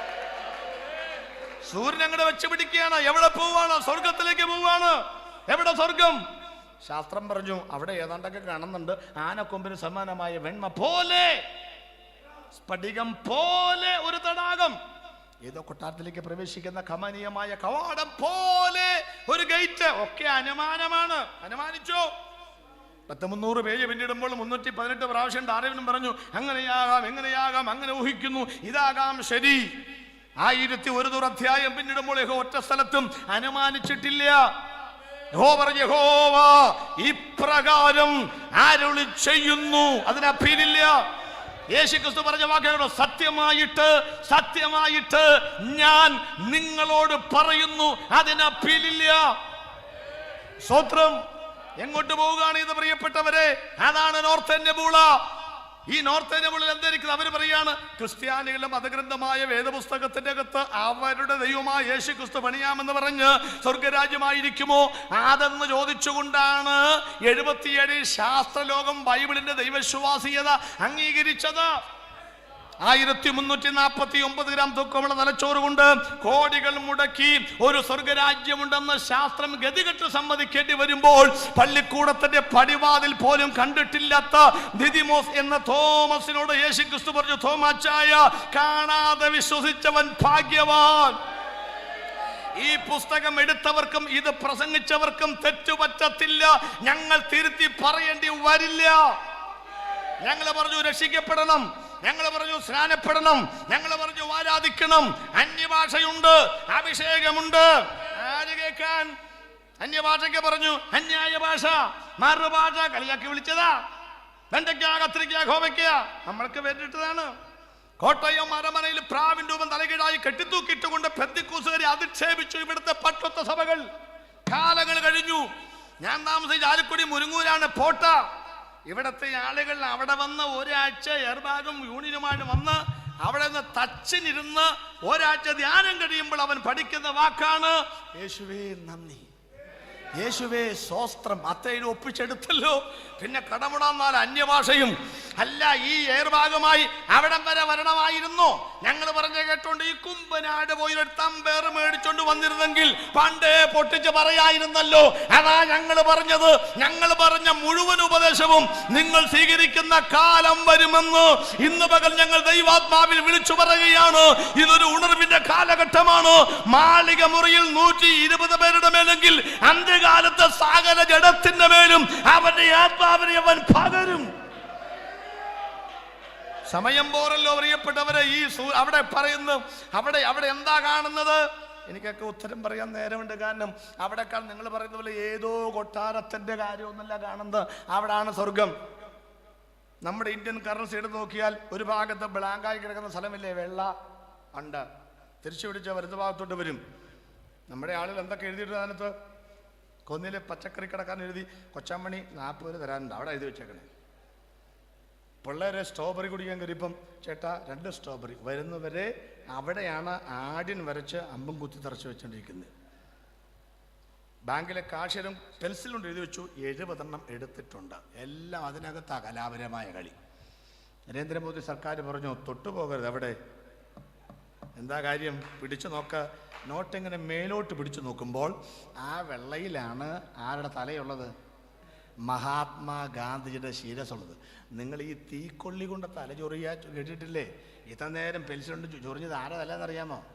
കൂരിക്ക തലയിലല്ല, മഹാത്മാ രാഷ്ട്രപിതാവിൻ്റെ തലയാണ് ചൊറിഞ്ഞുകൊണ്ടിരുന്നത്. ചൊറിയരുന്ന് പറഞ്ഞത് അതുകൊണ്ടാണ്. താഴോട്ട് നോക്കി ഒന്നും കാണില്ല. അന്നും ഇന്നും താഴോട്ട് നോക്കിയാൽ ഒന്നും കാണില്ല മക്കളെ. വല്ലതും കാണണമെങ്കിൽ മേലോട്ട് നോക്കാം.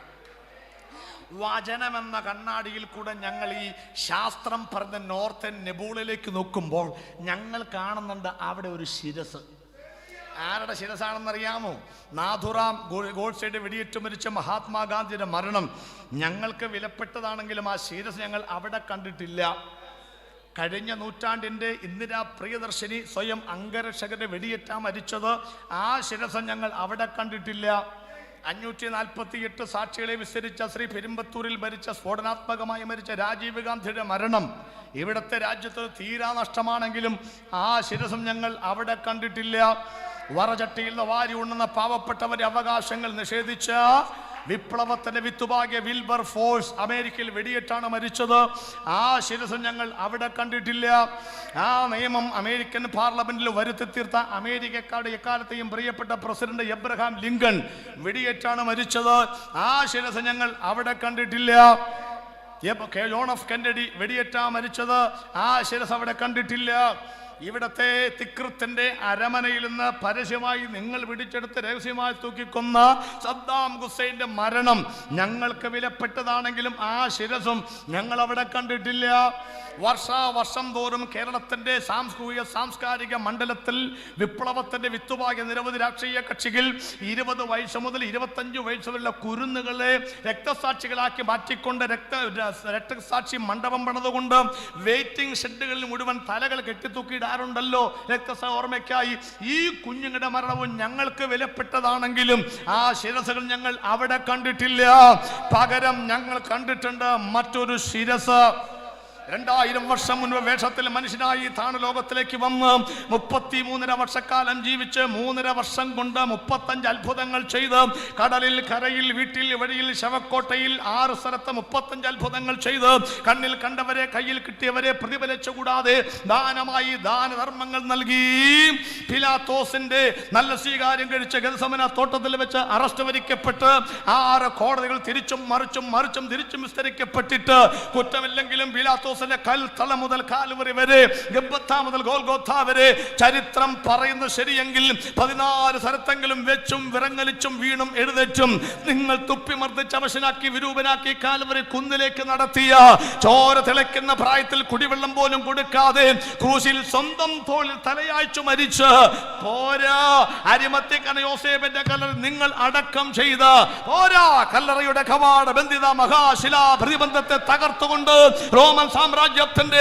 അധികാര പ്രതീകമായ മുദ്രയെ തകർത്തുകൊണ്ട് കണ്ണിൽ ജാഗ്രത, കയ്യിൽ ആയുധം, റോമൻ പടയാളികളെ തോൽപ്പിച്ചുകൊണ്ട് പാപത്തിന്റെ ശമ്പളം മരണമത്രേ, ന്യായപ്രമാണ വിധിയെ തകർത്തുകൊണ്ട് ഉയർത്തെഴുന്നേറ്റ് ഇന്ന് സ്വർഗത്തിൽ ജീവിക്കുന്ന കാന്തയായ ദൈവസഭയെ ചേർക്കുവാൻ വാനമേഘങ്ങളെ തേരാക്കി വരുവാൻ പോകുന്ന ഞങ്ങളുടെ കർത്താവായ യേശുക്രിസ്തുവിന്റെ രാജ്യമാണ് സ്വർഗരാജ്യം.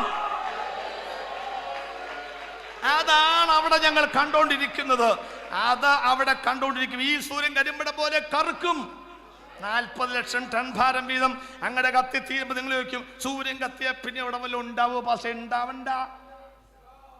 കോന്നി സിറ്റിയിലോട്ട് ചെല്ല്, ഇപ്പൊ അവിടെ ആയിരക്കണക്കിന് ബൾബുകൾ തെളിഞ്ഞു കിടക്കുക, ഹാലജൻ ബൾബുകൾ. എന്തിനാണെന്നറിയാമോ? അവിടെ നിന്ന് അങ്ങോട്ട് പോകുന്ന, കോന്നിക്ക് പോകുന്ന, കല്ലേരിക്ക് പോകുന്ന വഴിക്ക് തിരിച്ചറിയാൻ വേണ്ടിയിട്ടാണ്. നാളെ നേരം വെളുത്ത 10 മണിയാകുമ്പോൾ ബൾബ് ഉണ്ടാവും അവിടെ. എന്താ കാര്യം? ഒറിജിനൽ സൂര്യൻ വെളിപ്പെട്ട് കഴിഞ്ഞാൽ പിന്നെ ഡ്യൂപ്ലിക്കേറ്റിന്റെ ആവശ്യമില്ല. ഇന്ന് കാണുന്ന സൂര്യനേക്കാൾ 100 മടങ്ങ് വലിപ്പമുള്ള സൂര്യനുണ്ട്, പേര് ആർക്കിയോൺ. 1,86,000 മൈൽ വേഗത്തിൽ പ്രകാശം സഞ്ചരിച്ചിട്ടും ഇതുവരെ ആ പ്രകാശം ഇവിടെ വന്നിട്ടില്ല. ഇനി ഞങ്ങൾ പ്രസംഗിക്കുന്ന യേശുക്രിസ്തുവിന് 375 പേരുണ്ട് ബൈബിളിൽ. അതിൽ ഒരു പേര് മാത്രം പറയാം, മലാക്കി 4-ാം അധ്യായം. രോഗോപശാന്തിയോടുകൂടെ അവൻ നീതി സൂര്യനായി വീണ്ടും വരും. യേശുക്രിസ്തു വീണ്ടും വന്നു കഴിഞ്ഞാൽ ഈ സൂര്യന്റെ ആവശ്യമില്ല. ഞാൻ 2-ാമത്തെ കാലത്തിലേക്ക് വരിക. ചന്ദ്രൻ കരിമ്പടം പോലെ, രക്താംബരം പോലെ പോകും. ഞാനത് നിർത്തുക, നിങ്ങളുടെ ക്ഷമയെ പരീക്ഷിക്കുന്നില്ല, പെട്ടെന്ന് അങ്ങ് നിർത്തിത്തരാം. ഇതാണ് ചന്ദ്രൻ. ചന്ദ്രൻ എന്ത് സംഭവിക്കും? സൂര്യൻ കരിമ്പടം പോലെ കറക്കും, ചന്ദ്രൻ രക്തതുല്യമായി. ഈ ചന്ദ്രനെ കുറിച്ച് പഠിക്കേണ്ട കാര്യമൊന്നുമില്ല. എന്നറിയുമോ? ഏറ്റവും അടുത്ത് നിൽക്കുന്ന ഗോളമാണ് ചന്ദ്രൻ. അപ്പൊ സൂര്യന്റെ പ്രകാശം ഏറ്റെടുത്ത റിഫ്ലക്ഷൻ നൽകുകയാണ് പ്രതിബിംബം. അപ്പൊ സൂര്യൻ ഇല്ലെങ്കിൽ ആരില്ല, അതായി പറഞ്ഞത്. അപ്പൊ സൂര്യനും ചന്ദ്രനും ഇല്ലെങ്കിൽ എന്തില്ല ഇവിടെ? അപ്പൊ ഇന്ന് രാത്രി യോഗം തിരിയുക, നിങ്ങൾ വീട്ടിൽ പോവുക, എന്തോ പറഞ്ഞോണ്ടാ പോകും നമ്മളെന്തോ പറയാം, ആണുങ്ങൾ എന്തോ പറയാം, ഗുഡ് നൈറ്റ്. നിങ്ങളെന്താ പറയും? ബാക്കി നാളെ പറയാം. രണ്ടും വ്യത്യാസമുണ്ട്. അവരങ്ങനെ പറയും, നമ്മളിങ്ങനെ പറയും. എന്താണ് ഈ നമ്മൾ ഈ 9:30 ഗുഡ് നൈറ്റ് പറയുന്നത്? സൂര്യൻ ഇല്ലാത്തതുകൊണ്ടാണ്. സമ്മതിക്കാമോ? ആരോട് പറയാം? നാളെ നേരം വെളുത്ത് 9:30 സൂര്യൻ ഉദിച്ചിട്ടില്ല, അപ്പോൾ ഗുഡ് മോർണിംഗ് പറയൂ. നാളെ നേരം വെളുത്ത് 9:30 സൂര്യൻ വന്നിട്ടില്ല, അപ്പോൾ ഗുഡ് മോർണിംഗ് പറയൂ? ഇല്ല. അപ്പൊ സൂര്യൻ ഇല്ലാത്തതുകൊണ്ടാണ്. അപ്പൊ സൂര്യനും ചന്ദ്രനും ഇല്ലെങ്കിൽ ഇവിടെ എന്തുണ്ടാവില്ല എന്നറിയാമോ?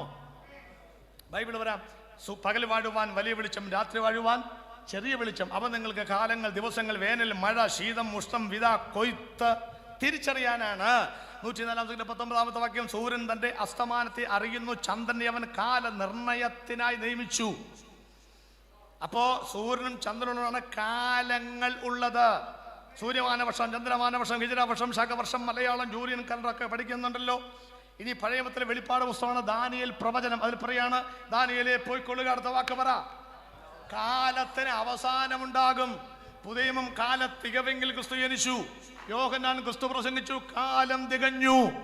മാനവജാതിയോട് സംസാരിക്കുവാനുള്ള അവസാനത്തെ പുസ്തകമാണ് വെളിപ്പാട്. അതിനകത്ത് പറയാണ്, ഇനി കാലങ്ങൾ ഉണ്ടാവുകയില്ല. എല്ലാം മനസ്സിലായോ? സൂര്യനും ചന്ദ്രനും ഇല്ലാതായാൽ മറ്റൊരു കാലം ഇവിടെ വരും. ഏത് കാലം? ഏത് കാലം? സെക്കൻഡുകൾ ഇല്ലാത്ത, മിനിറ്റുകൾ ഇല്ലാത്ത, മണിക്കൂറുകൾ ഇല്ലാത്ത, തിങ്കൾ, ചൊവ്വ, ബുധൻ, വ്യാഴം, വെള്ളി, ശനി, ഞായർ ദിവസങ്ങൾ ഇല്ലാത്ത, 1, 2, 3, 4 ആഴ്ചകൾ ഇല്ലാത്ത, ജനുവരി, ഫെബ്രുവരി, മാർച്ച്, ഡിസംബർ മാസങ്ങൾ ഇല്ലാത്ത, 2021, 20 വർഷങ്ങൾ ഇല്ലാത്ത, 20, 21 നൂറ്റാണ്ടുകൾ ഇല്ലാത്ത, സഹസ്രാബ്ദങ്ങൾ ഇല്ലാത്ത, കാലങ്ങൾ ഇല്ലാത്ത, കാലഘട്ടങ്ങൾ ഇല്ലാത്ത, ഋതുക്കൾ ഇല്ലാത്ത, ഋതുഭേദങ്ങൾ ഇല്ലാത്ത കാലമെല്ലാം കഴിയും. ഇന്ന് കാണുന്നതെല്ലാം അഴിയും. പിന്നെ പുതിയൊരു യുഗം വിരിയും. തിരികെ വരാതെ കരമടിച്ചു പറ, നിത്യതയിൽ ഞങ്ങൾ മറയും. സൂര്യൻ കരിമ്പടം പോലെ കറക്കും, ചന്ദ്രൻ രക്തതുല്യമായി മാറിപ്പോകും, നക്ഷത്രം താഴെ വീഴും. ഒറ്റ വാക്കുകൂടെ വായിച്ചു നിർത്താം. വെളിപ്പാട് 8:10 വായിച്ചു നിർത്താൻ കേട്ടോ. വെളിപ്പാട് 8:10. നിങ്ങൾ പുസ്തകമൊക്കെ സിബൊക്കെ ഇട്ടു എന്ന് എനിക്ക് മനസ്സിലായി. ഇടാത്തവരുണ്ടെങ്കിൽ വായിക്കാം.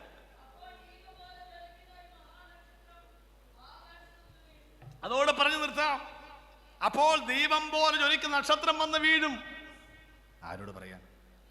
നിങ്ങൾക്ക് ഇപ്പൊ തീർക്കണ കാര്യമുള്ളൂ. ഞാൻ 9 മണിക്ക് നിർത്തിയേനെ. 9 മണിക്ക് അങ്ങോട്ട് പാസ്റ്റ് നിർത്തണം, ഒരു കൃത്യനിഷ്ഠയില്ലാത്തവനാണെന്നൊക്കെ പറയണമെങ്കിൽ നിങ്ങളിവിടെ 6:30 വന്നവരല്ലോ ആണോ? പിന്നെ എത്ര നിർബന്ധം പിടിക്കുന്ന കാര്യം? ഒരു മര്യാദ വേണ്ടേ? ഇങ്ങോട്ട് പറഞ്ഞാൽ കണ്ടീഷൻ അങ്ങോട്ടും വേണ്ടേ? നിങ്ങൾ എപ്പോഴാ വന്നേ? 6:30 വന്നവർ ഇവിടെ ഇരിക്കുക. ഞാനിവിടെ 6:30 ഉണ്ടാ. അല്ലാത്തവർ എഴുന്നേറ്റ് പോ. അപ്പൊ ന്യായം വേണ്ട എല്ലാത്തിനും. എന്നാലും ഞാൻ ആദ്യമായിട്ട് വരികയല്ലേ, ഇനിയും വിളിക്കണമല്ലോ. അത് ഇപ്പൊ നിർത്താം.